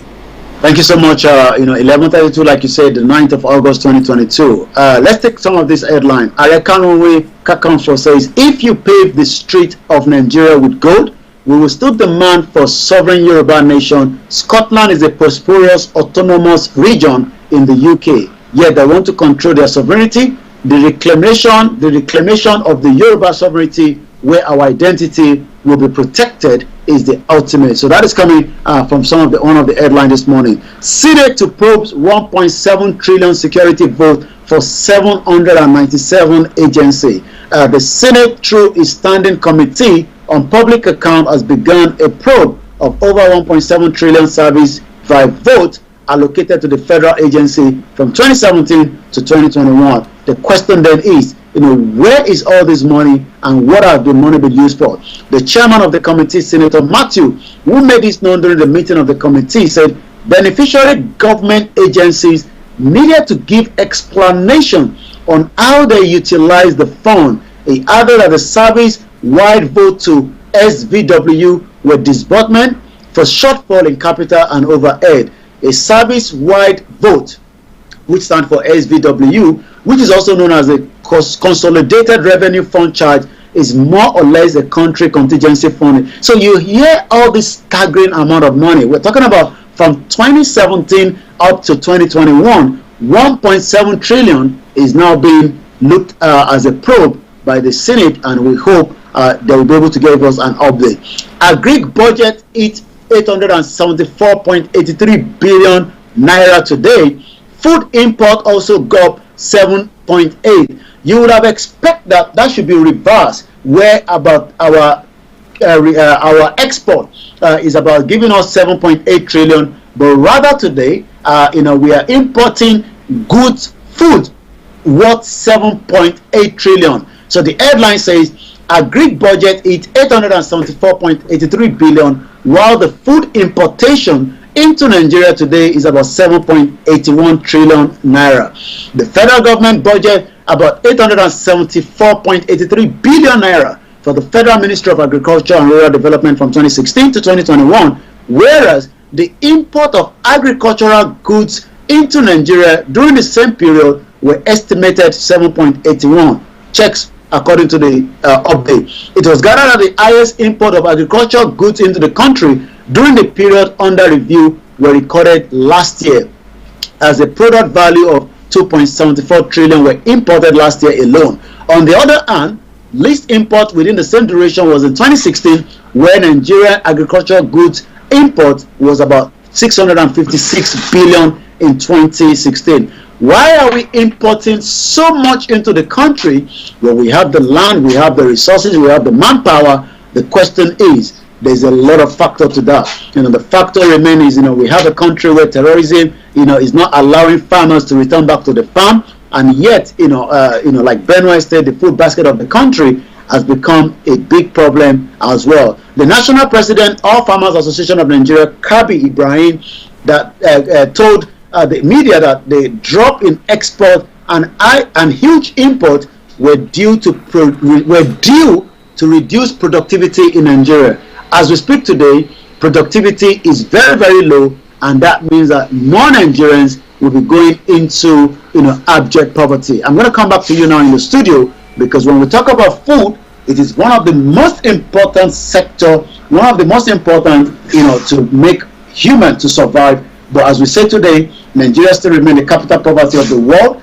Even though Nigeria is the number 6 crude oil, we are not producing, but we are told that Nigeria is the 6th crude oil producing country. We don't produce it. We actually export the crude back to the European countries and Brazil and other countries across the globe, where the finishing produce will be returned, sold back to the government. And it's not like Nigeria hasn't got refineries. It's only that they are not managing it very well. Can we say that an individual person can be that rich than Nigeria to be building its own refinery to see to it that everything takes along nicely, and the whole nation cannot do that? Who is in the helm? That is a question that seems to be asked every time. But well, Starr Radio UK. Now, you were talking about the agriculture, where it is quite interesting. You're looking at the importation that seemed to now seem to have surpassed what we are locally producing, where we know that because of the insecurity. But we know back in, I think, a couple of years ago, the president they shut the borders of Nigeria because they wanted to stop the importation of rice. What has become of that? Well, it's not just we're talking about the importation of rice was the reason why the government shut the border. There was more to that, but that was the impression that the government gave to the international community, but left the border in Niger and other part of the northern part, allowing the jihadis and the militia to continue to import into the country as well. But yes, you're quite right. The reason why we're having this huge importation, because we do not grow everything that we need. Everything has to be brought into the country. And if we look at remember this couple of weeks we talk about the Bread Association of Nigeria complain, especially with the current situation of the fight between Russia and Ukraine, where wheat is not coming into the country. So only the local bread making ingredient can force down price by 50%, according to the expert. A renowned food technologist, Duro Kutoye, has called on bakers to embrace local-made bread-making ingredient as a way to force down the price of bread by 50%. He made this call against the background of the bread crisis, which is currently making bread gradually disappear from the breakfast on the table of most Nigerians this morning. Well, listeners, those of you who are in the manufacturing industry, those who are making bread and making all the stuff, well, this afternoon, listen to BB Clement's program, BB Means Business, and she'll be having as a guest Mark Dougherty of the Dougherty Tea, and he's going to tell you how to get your produce or your products on the supermarket shelves, even here in the UK. It's very, very important. So if you're listening to us wherever you are, if the product is good, I bet you, and you can meet competition and the price will be good, that can be done for you. But it is sad. It is sad that Nigeria is suffering this. Now, the gentleman who talked about the usage of local products, bread making products. Now, in Nigeria, do you have any other bread that is not made from the normal wheat flour that they use? What kind of bread is that? Well, I'm trying to wonder, how, because we don't even have, most farmers have to run away, from the farms. Yeah. Because, the terrorism that is happening, very active. More people get kidnapped on the farm as well. It was reacting to the escalating cost of the bread. The food technologies, who is also the managing director of Spectra Industry Limited, Mr. Duro, while addressing the media at the opening ceremony of the model factory shop at the weekend, urged bakers to be creative by embracing innovative ingredients for production of the bread. But the question is, do we even have these local ingredients is the question, because you must have the opportunity to grow these local ingredients for you to use. He noted that for bread, which is a necessity to continue to remain on the breakfast table of Nigeria, of average Nigerians, in the face of the skyrocketing price of imported flour, bakers must begin to look inward by embracing domestic and made in Nigeria ingredients that will not only improve their profitability but also bring down the cost. But like I said, we don't even have those resources in place, so more reliance will still be on people like the Dangote to bring in this produce, as also the BUA that have monopolized this particular sector as well. You know, in Africa as a whole, let me say good morning to Odua Tide. He says Equator. Now, when it comes to Africa as a whole, we seem to love what is coming from outside. We seem to love to eat like foreign products. So Dangote, his flour that he is manufacturing, is he using local produce to do it, or is he just importing it? And therefore, I'm not saying him per se, but others who have that same mindset, who import goods from outside into the country, try their best so that their prices are better off, or their produce or products that they are bringing on the market is, competitive enough to beat the local ones. So what's the government policy about that? Well, I mean, you're quite right. Dangote flour, as we know, will also have to bring in as many of his resources from outside, from wherever he can find it, because the local we don't have enough, that would have allowed him, to have these big gigantic industry to continue to run functioning properly if he does not have the raw materials. Most of the raw materials are imported into the country, and that is also putting a strain on the local as well. I mean, we're talking about the Dangote flour mills also is now slamming the BUA over alleged sugar sale suspension. So you can see that the two big giants are also having issues among themselves, and the headline says Dangote flour mill slam BUA over alleged sugar sales suspension. According to Dangote Sugar Refinery PLC and the Flour Mills of Nigerian PLC, have berated BUA Food PLC for accusing them of suspending the sale of sugar. BUA Food, in an advertising advert published on Monday, says flour mill suspended sugar sales because 2022 raw sugar allocation have been declined by the government. It also accused Dangote of halting sales of the product in a bid to create scarcity and force prices to go up as well. So, but in a press release published by the Nigerian Exchange Limited, Dangote Sugar described the claim by BUA as false. So you can see that the two, big,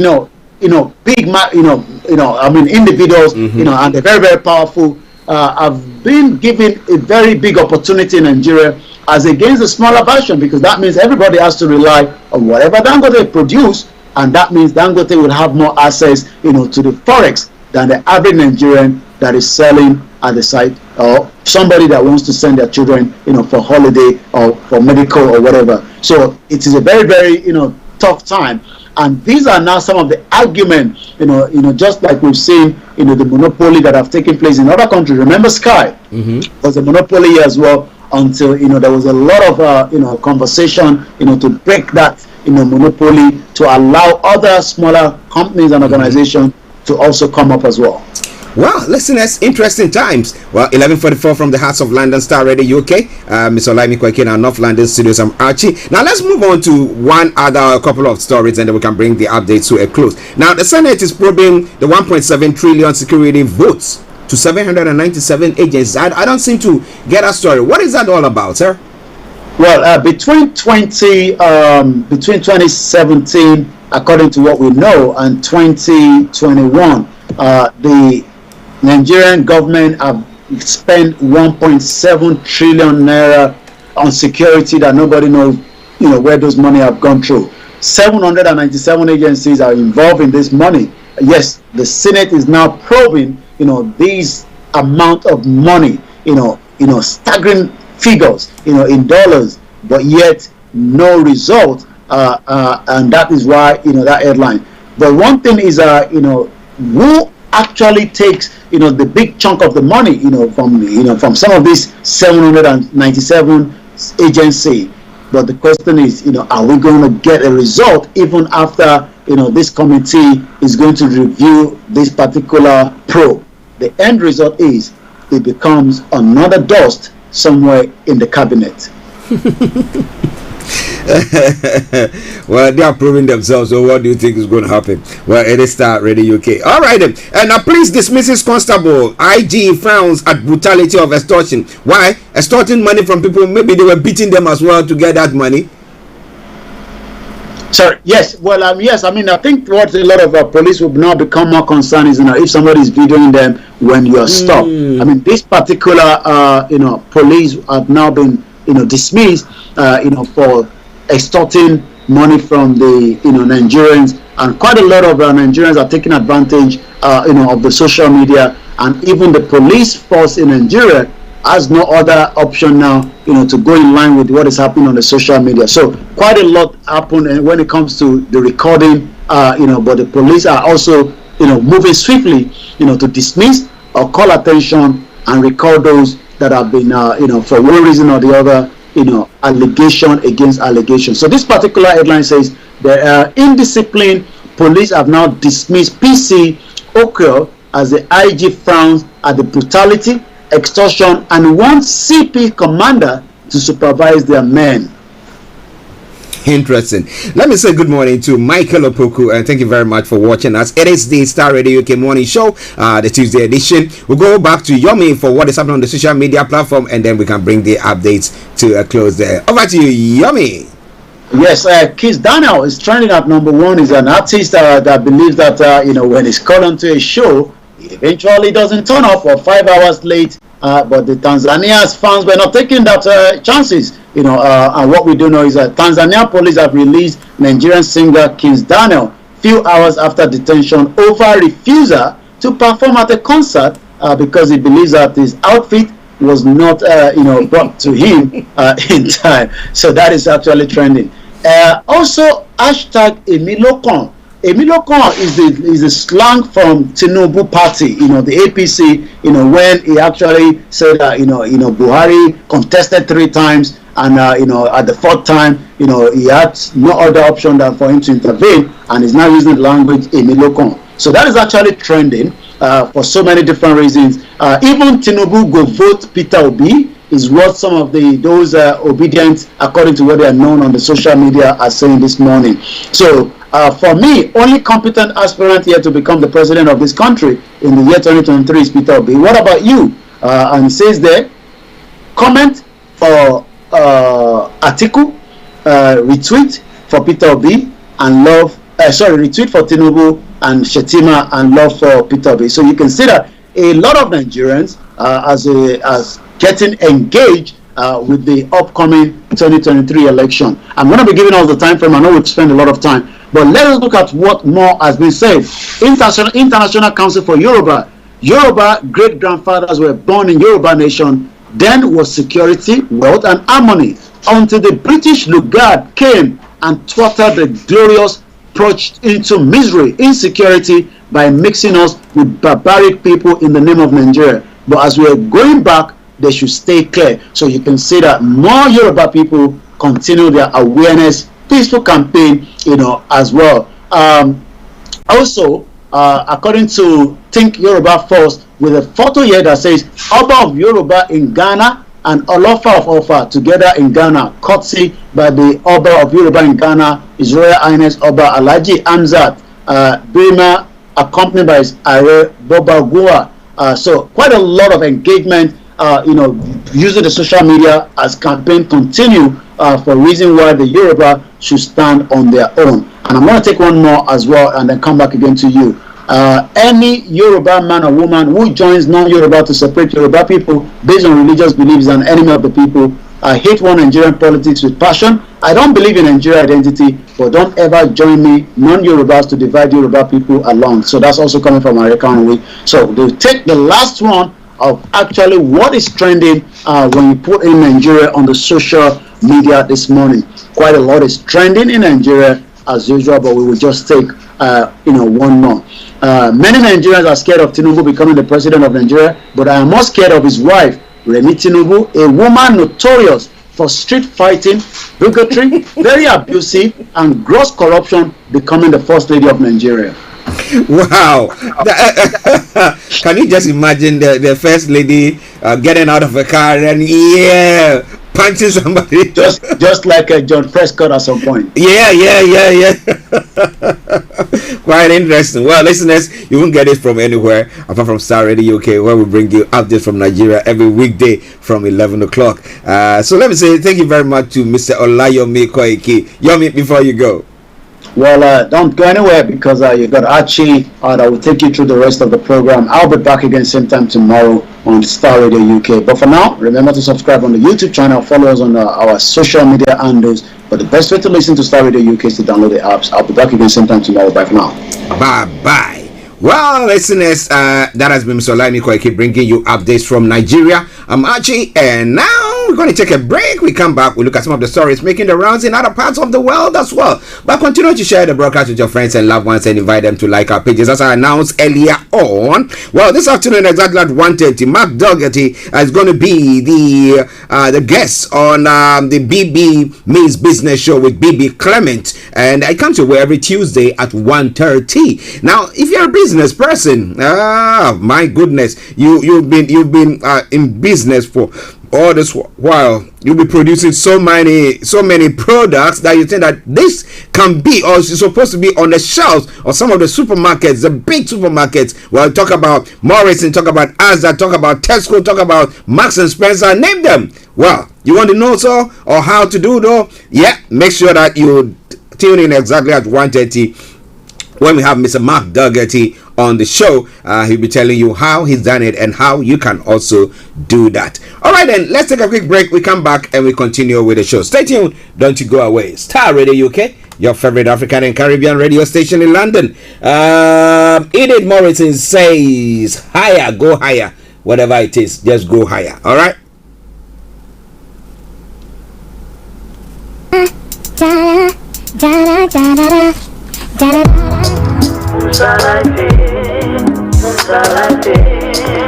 I'm going higher.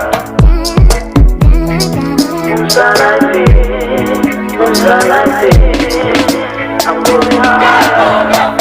The Lord is my light and my salvation. So whom shall I fear?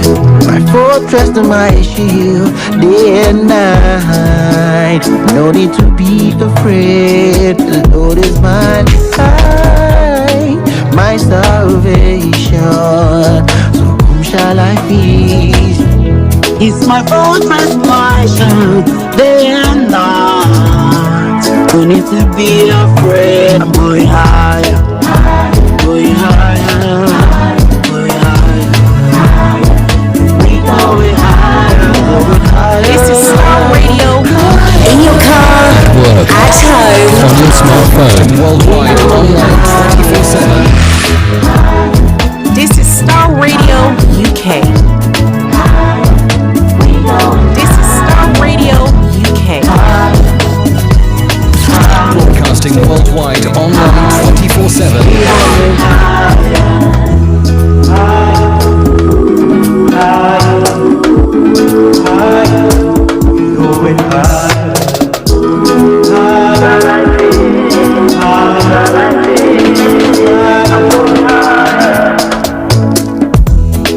He's your confidence, in his love you can trust. So no need to be afraid. The Lord is your light and your salvation. In him you can trust. We going higher, we going higher, going higher. We going higher, higher, going higher. 'Cause we going higher, higher, higher, higher. We going higher, higher, higher, higher. We going higher. My life is secured and renewed in these words every day, every day. Walking in power and victory. My life is secured and renewed. Broadcasting worldwide, In your car, at home, on your smartphone. This is Starr Radio Walking in UK. power and victory. Going higher, higher, higher. We going higher, higher, higher.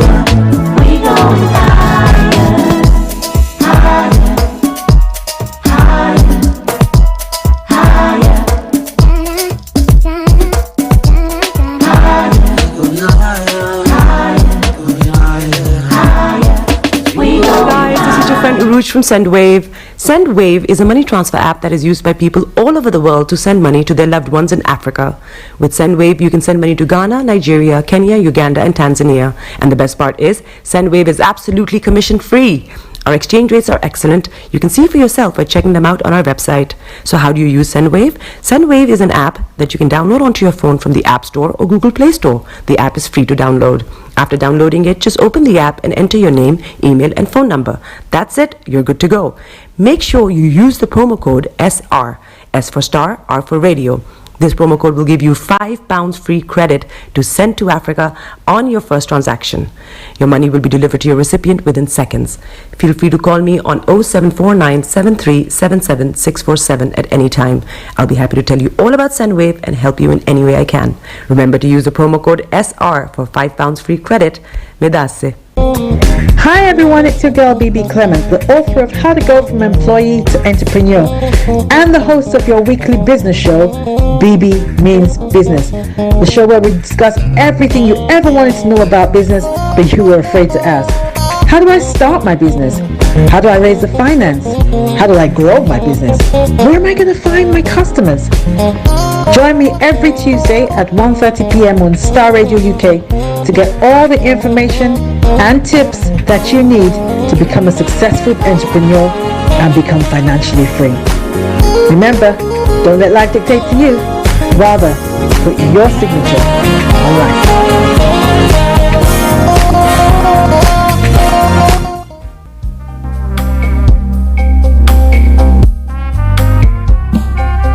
Are you looking for the fastest, reliable, and trustworthy door-to-door shipment company? Well, look no further. When was the last time your family received a shipment back in Ghana on time and in time? You are not sure? Well, Lamb Shippers, we pride ourselves with being the fastest, reliable, and trustworthy shippers you can use. You are assured of a prompt pickup anywhere in the UK by our personnel. They also make sure your items are well packaged to get to its destination in time. When it comes to door-to-door shipment, look no further. Well, Lamb Shippers, contact us on 07939009321 or 07498911820. Or you can visit our website www.welllamp.co.uk. You can also drop us a mail, info@welllamp@gmail.com. Well Lamp Shippers, fast, reliable, and trustworthy.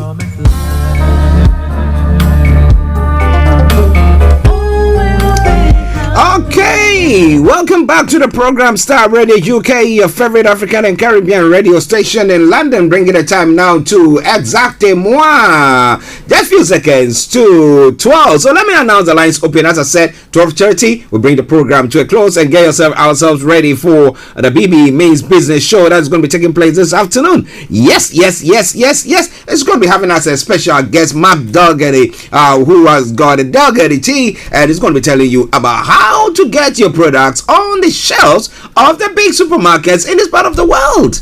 Or if you're in the Americas, how do you get it on those big shelves there, the Tesco's and all the others that they have there? And well, if you're in Africa, yes, how do you get your products there? There is a way to do it. Well, you want to know that? Here is a mechanical engineer who turned up now to be doing all sorts. I mean, learning how to bag tea, and now go to the shops and you look at Mark Dougherty tea and the Dougherty tea, and it's all around you. Well. Let me announce the lines open 12 o'clock. 0208-133-2257 or 580208-133-2257 or 58. And those of you on other platforms as well, those of you in the US, Canada, and the Caribbean area, yes, 0017183032737, 0017183032737. Text or WhatsApp us 0753966174. For our Twitter handle is the Star Radio UK, and email address is info@starradiouk.com. All right then, let's crack on. Well, what are some of the stories making the rounds in other parts of the world? Well, a very sad story that happened in the UK. I'll be bringing that your way during the course of the program, but stay tuned, don't you go away. In Ghana, the Wasi violence invigilators, my apologies, must stop intimidating candidates. That's what the MC is. And the municipal chief executive for Ebuaka North in the eastern region, Alhaji Umar Bodinga, has appealed to external invigilators from the West African Examination Council to desist from intimidating candidates writing their this year's West African secondary school certificate examination, the WASI, in the municipality. Why is it saying so? Now, last year, some candidates in 2 examination centers went on a rampage over calculated intimidation against them by WAEC officials. Some vigilators sustained injuries during the violence. So, well, the MCE is signing a word of warning before we say go. Now, in a goodwill message issued on August the 8th, yesterday, the Ebuaka North MCE said the municipal security councils ensuring such incidents do not repeat this year. The MCE therefore advised the candidates to desist from examination malpractices. I kindly urge you to desist from practices that do not conform to the rules and regulations of the West African Examination Council. Now, similarly, he also appealed to the officials of the West African Examination Council to be highly professional in the execution of their duties and avoid all forms of intimidation in the examination halls. So those are some of the advice and the goodwill message that is put across. But would that stop students from being, as you know, or what? Well, it's all coming away from Ghana as well. SMP downgrade. Yeah, measures failing. Call for national dialogue. Mahama to Akufo-Addo. I remember back in the day when Ghana seemed to be having some serious economic problems. Well, the former president, John Mahama, did call on, all stakeholders, and they went to that Senche, and where they had a Senche consensus. But I remember back in the day, the MPP didn't go, but one of their stewards, economic brains, did go. Yeah, I remember that. I just forgotten the name of this individual. If you know it, give me a shout out. All right then. So now, the former president, John Mahama, has advised government to hold a national dialogue on the economy following the latest downgrade of the economy by rating firm S&P. Now, S&P Global Ratings on Friday pushed Ghana's debt further into speculative territory, lowering its foreign and local currency sovereign ratings to CC plus stroke C from B minus stroke B.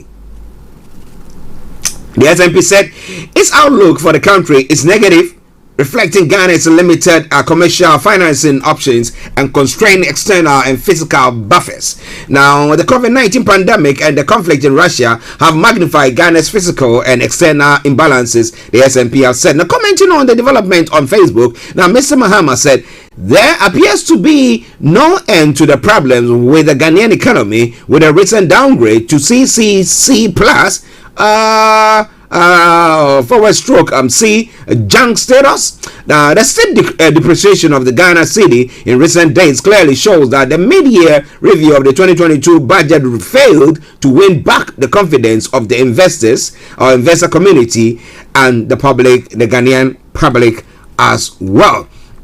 He added, unfortunately, no credible remedial plans have been put forward by the government to salvage the economy. A national dialogue on economy, bringing some of our best brain together, will serve as well, even if we prepare for debt restructuring and negotiate of an IMF program. Now, national consensus on that. What do you think? They are good brains now, but it looks like because the MPP has taken a position that, look, we got a man, and then what? All that thing that they continue to say, and therefore the president even doesn't see the need for a reshuffle if people are not doing what they're supposed to do. Well, for the national interest's sake, I think it's about time that he calls a truce and invite people of other brains who might be looking at things differently. Now, President Akufo-Addo has said his ministers have been outstanding so far. Do you agree with him or not? And that's why I'm saying that depending on where you are standing, you might see that they are doing absolutely perfect. If your economy has been affected, your personal economy, okay? Now, many of them, for me, have done outstanding work. their output has been considerable, and that is what I look at.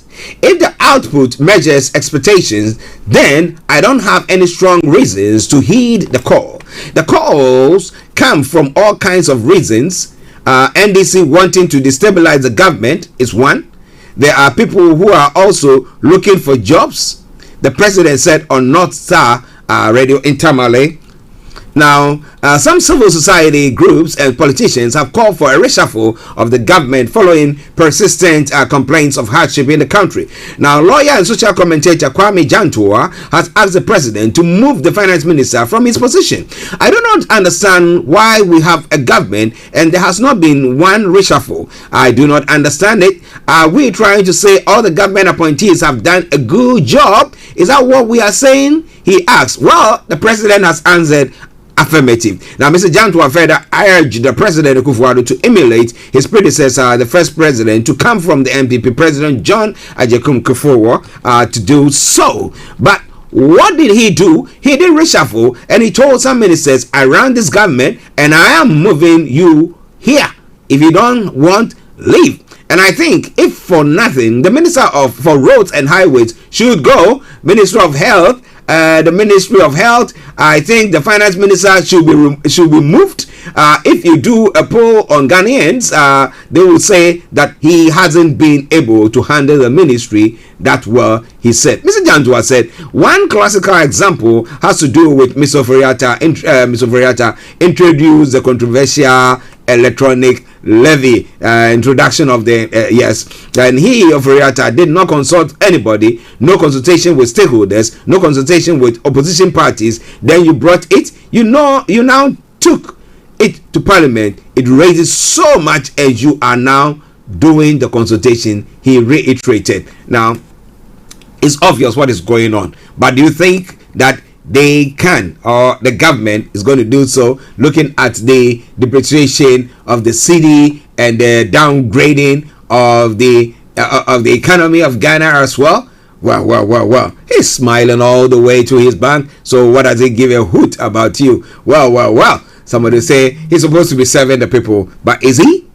That's the question that is on the lips of most people, or most Ghanaians who this morning have woken up and have not had a meal. Now, Stephen Tim lays prostrate to thank God for making him MPP chairman. If he laid prostrate to thank God for making him a chairman, what would he do if he becomes the president? Now, Ghana card, we won't sit aloof for MPP to connive with EC to steal 2024. So what is going to happen? Mahama should be disqualified from flag bearer race. It's one of the other stories. I belong to NDC, not a cult headed by John Mahama and Yidoho is saying. So let me bring you the first one from the former president. A group in the central region describing itself as Concerned Ghanaian for Political Change is urging the National Democratic Congress to shit out former President John Mahama from the list of persons to contest the 2024 presidential ticket of the NDC.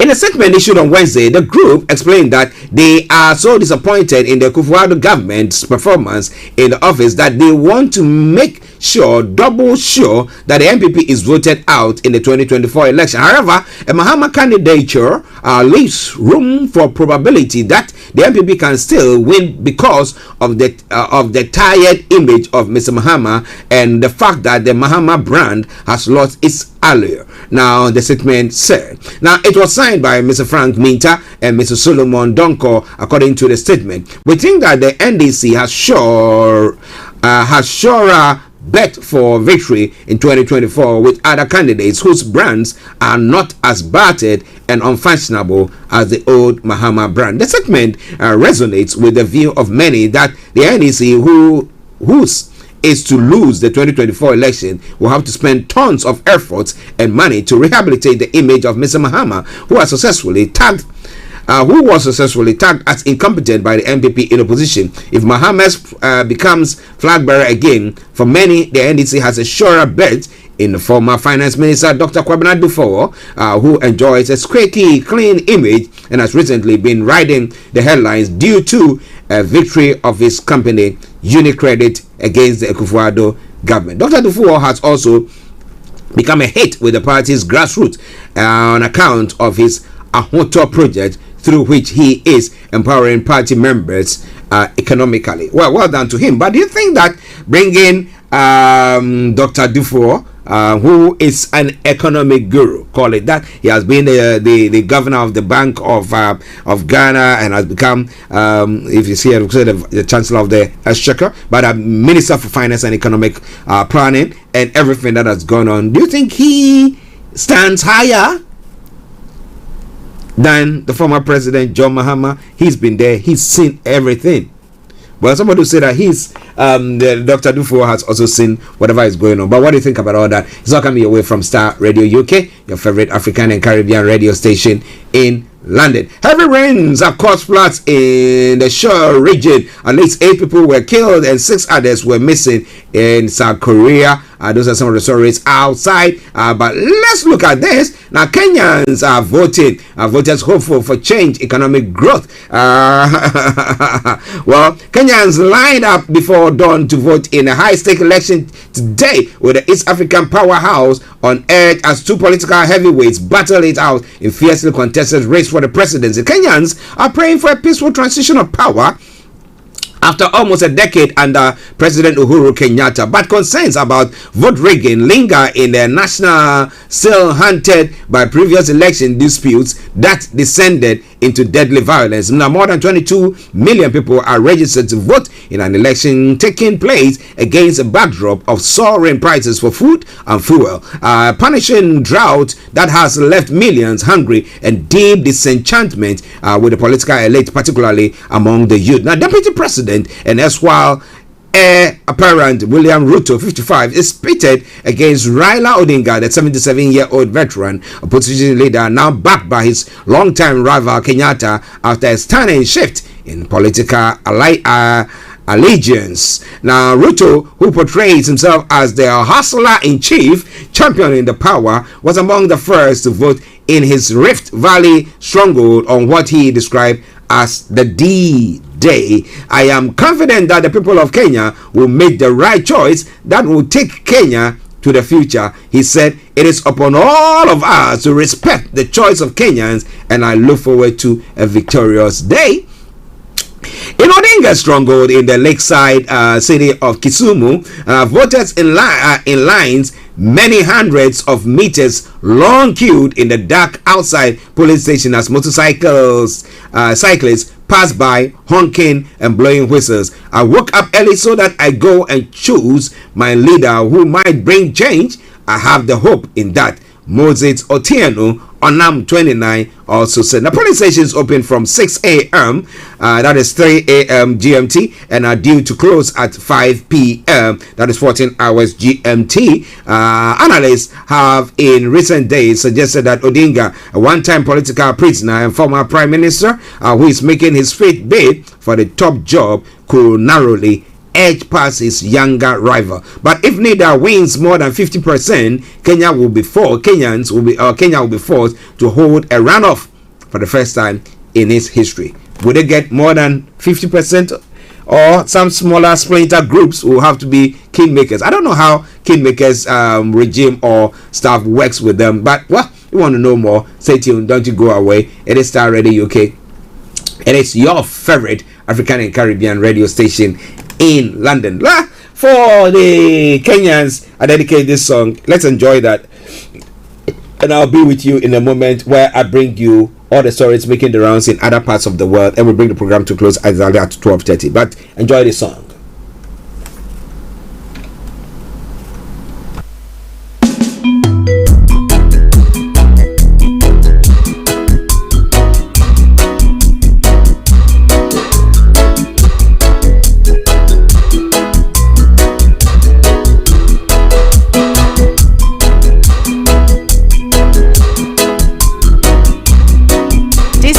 This is Starr Radio UK.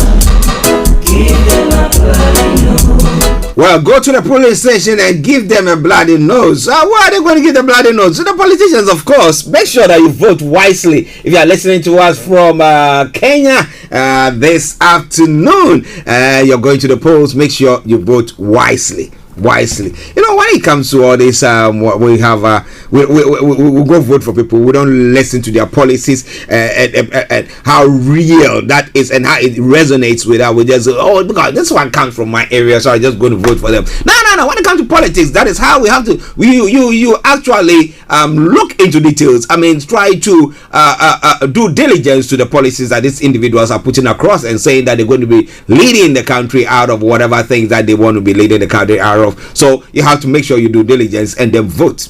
Okay? Yes, not because you have been you've been forced to, or you've been given some brown envelope. Now you know that they do that. After that, they will not come your way again. They wouldn't see you until another election comes up. Take the money, yes, and vote against them. All right then.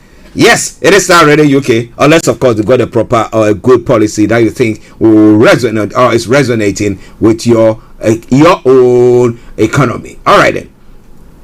Now let's move on. Even as we're going to be running the program up pretty soon, as I said, 12:30 we'll run the program up. So we've got about another 10 minutes. Now Trump says FBI agents raided his Florida home. Well. Information coming through. They talk about that. The former U.S. President Donald Trump has said his Florida home was raided by the FBI and that agents broke open a safe. Now Mr. Trump said in a statement that Mar-a-Lago in Palm Beach was occupied by a large group of FBI agents. Monday's search was reportedly connected to an investigation into Mr. Trump's handling of official papers. These are dark times for our nation, Mr. Trump's statement said. Nothing like this has ever happened to a president of the United States before. Now, neither the FBI nor the Justice Department have commented on the reported search. An unnamed law enforcement official said that a U.S. partner that the Secret Services was notified shortly before the warrant was served. Now around 10 a.m. local time, that is 14 hours GMT, and that agent protecting Mr. Trump helped the FBI investigate, and several boxes were taken away, the sources said, adding that no doors were kicked down and that the raid had concluded by the late afternoon. A federal search warrant must be signed by a judge, though such a warrant does not suggest that the criminal charges are expected. Law enforcement agencies must first demonstrate the possibility that evidence of illegality will be found. Now, there have never been a search warrant quite like this in America history. Palm Beach County State Attorney Dave Aronberg said, describing it as a big deal. American presidents are required by the Presidential Records Act, PRA, to transfer all of their letters, web documents, and emails to the National Archives. There are also other federal laws regarding the handling of classified documents. In February, the National Archives said it had retrieved 15 boxes of paper from Mar-a-Lago, which Mr. Trump should have turned over when he left the White House. The agency later told Congress the boxes included items marked as classified national security information. Now, Mr. Trump's lawyer, Christina Bob, said that some papers had been seized during the search. Which papers have been seized? Well, Trump will call it fake news or effort to actually annul his chances of becoming president again. The dramatic escalation of law enforcement scrutiny of Mr. Trump comes as the Republican prepares for a possible further presidential run in 2024. Now, news of the search has mobilized some Donald Trump supporters. A group of fans gathered outside Mar-a-Lago to wave flags and express their anger. House of Representatives Republican Minority Leader Kevin McCarthy said, I've seen enough. The Department of Justice has reached an intolerable state of weaponized politicization. Now, meanwhile, Florida Senator Marco Rubio, Republican, tweeted, using government power to persecute political opponents is something we have seen many times from third world Marxist dictatorship. Well, because it's hitting them now, they're going to say, but should they come out with anything, any fines? I mean, especially when the first time in February they went there and they retrieved some boxes that were said to have been containing state secrets. Then what do you think? I mean, virtually when you are party A and somebody, you are no more, and then somebody comes and say that no, I need to scrutinize something, and therefore the agencies come after you, and they will say that, well, they are being encouraged by the party B who is in power to do so. But what do you think? Would that then the image, or would that actually ruffle the feathers of his supporters and they decide, let's go all out to make sure that he becomes the next president? It is Star Radio UK. It is your favorite African and Caribbean radio station in London. Now, Scottish exams pass rate has dropped. That's what from the pandemic high. We know during the pandemic, people were not writing or sitting exams as this group did, or we did. Some of us did in the past, where we sat for exams, and then you go to the exams hall, you sit for the exams for how many days or how many, and then you make sure that you come out, and then we know with all that pressure and everything. Yeah. Okay, now here they look, they're using computers, they're using calculators. Back in the day, we're not using that, we're using logbooks. If you want to calculate, you use that to do it. Now, the pass rate for people sitting exams in Scotland has dropped from the level seen in the 2 years when they were affected by COVID pandemic measures. At higher level, the number of people getting an A to C pass was 78.9%. 78.9% down from 87.3 last year. This was higher than the rate of 74.8 in 2019, the last year in which formal exams were sat across the country. The pass rate for National 5 and Advanced Highest followed a similar pattern. About 138,000 students from 500 schools, colleges, and training centers have been finding out how they did in their qualification. The result lies between the record high grades of the past 2 years and the pre-COVID pass rates as well. It is Star Radio UK. It is your favorite African and Caribbean radio station in London. One other story, and then we'll bring the program to a close, and that is this pertains to what is happening when it comes to the economy. Energy bills will hit 4,266 for a typical household by January next year. Once consultancy Cornwall Insight, that's a rise of £650 for households in England, Scotland, and Wales compared with its estimate just last week. Now, Cornwall cited regulator Ofgem decision to change the price cap every 3 months instead of 6 and higher wholesale prices for the sharp jump. But Ofgem said no forecast for next year could be robust at this stage and had limited value. The higher estimates means that instead of £164 a month now, the average household will see bills jump to £355 a month at the beginning of next year. How much are you earning? And how will you suffice this? Well, this is where I bring the first part of the program to a close, or the program to a close for today, because we're going to be going to bring you the one and only program, BB Means Clement, exactly at 1:30. We're going to be having as our guest, the guest on the show, Mark Dougherty, who of the Dougherty Tea, and he's going to be talking about how to get your product to the top supermarkets shelves, or on the top supermarket shelves. We're going to be looking at that. So stay tuned, stay tuned, stay tuned. But finally, Olivia Newton-John has passed, and Olivia Newton-John, who has died age 73, began her career as the sweetheart of country flavored pop. It all changed when she donned black spandex for Grease, one of the most successful film musicals of all time. Her new raunchy image found its peak in her 1981 album Fiscal, but a diagnosis of breast cancer saw her move to an introspective style, and she devoted more time to humanitarian causes. Now, she was an actress as well, but she died fighting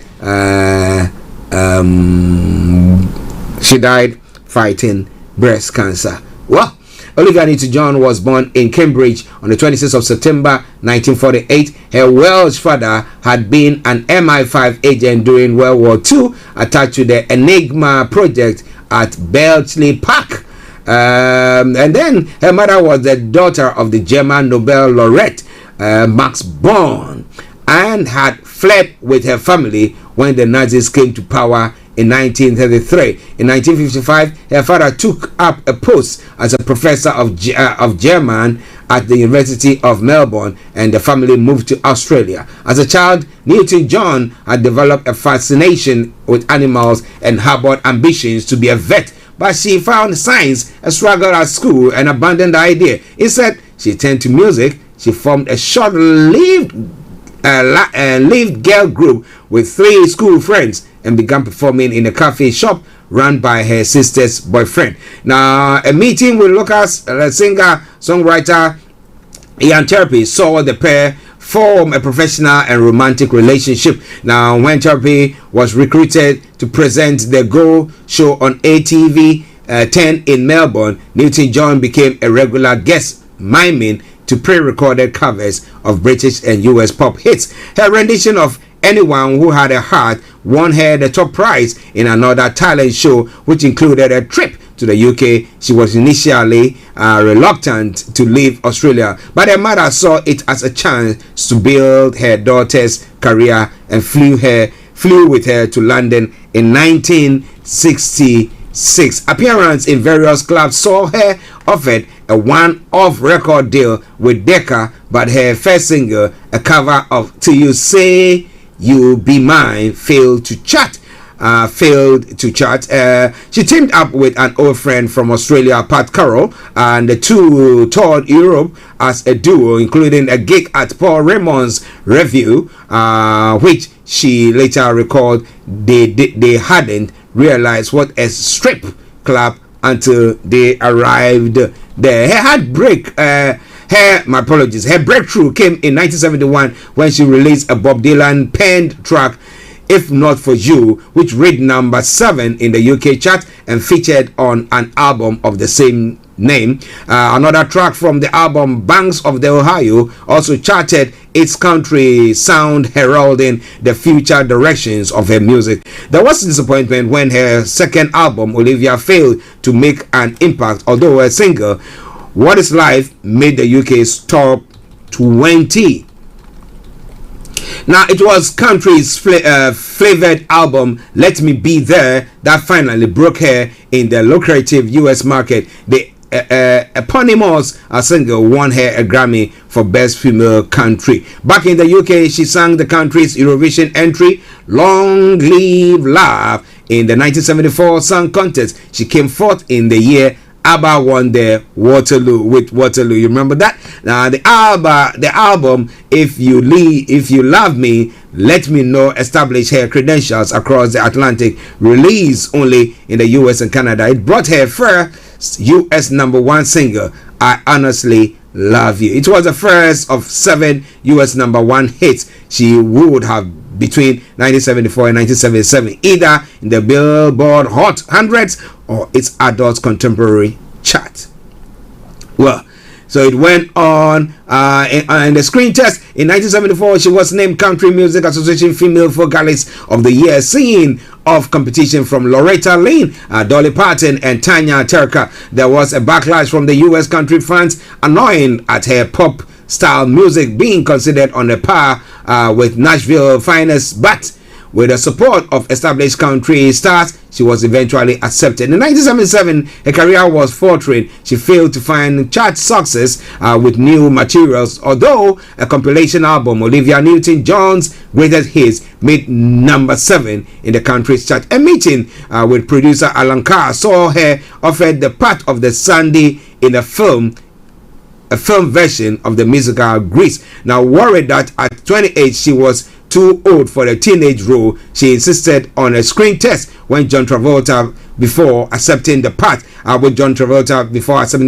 The character of Sandy was recast as an expert Australian to accommodate Newton-John's accent.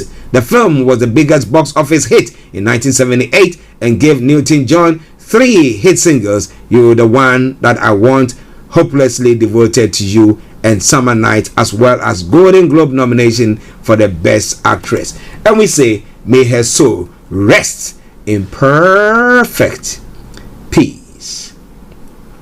12:34, and that's where I bring the program to a close. Tomorrow, God willing, we'll come your way with an edition of the morning show. But remember, as I said earlier on, exactly at 1:30, we have it on the show, Mark Dougherty. Which show is it? BB Means Business Show with BB Clement, and you don't want to miss that. What are they looking at? How to get your products to the top supermarket shelves.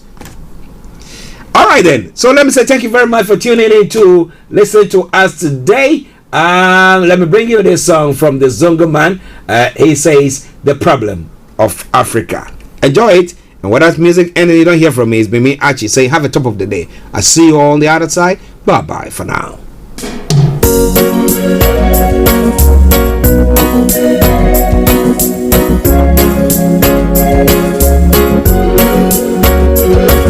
In your car, at work, at home, on your smartphone.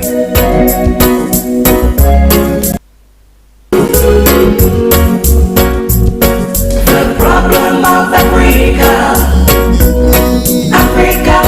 who run things, who run things, who run things. The problem of Africa, who run things, who run things, who run things. All around the world.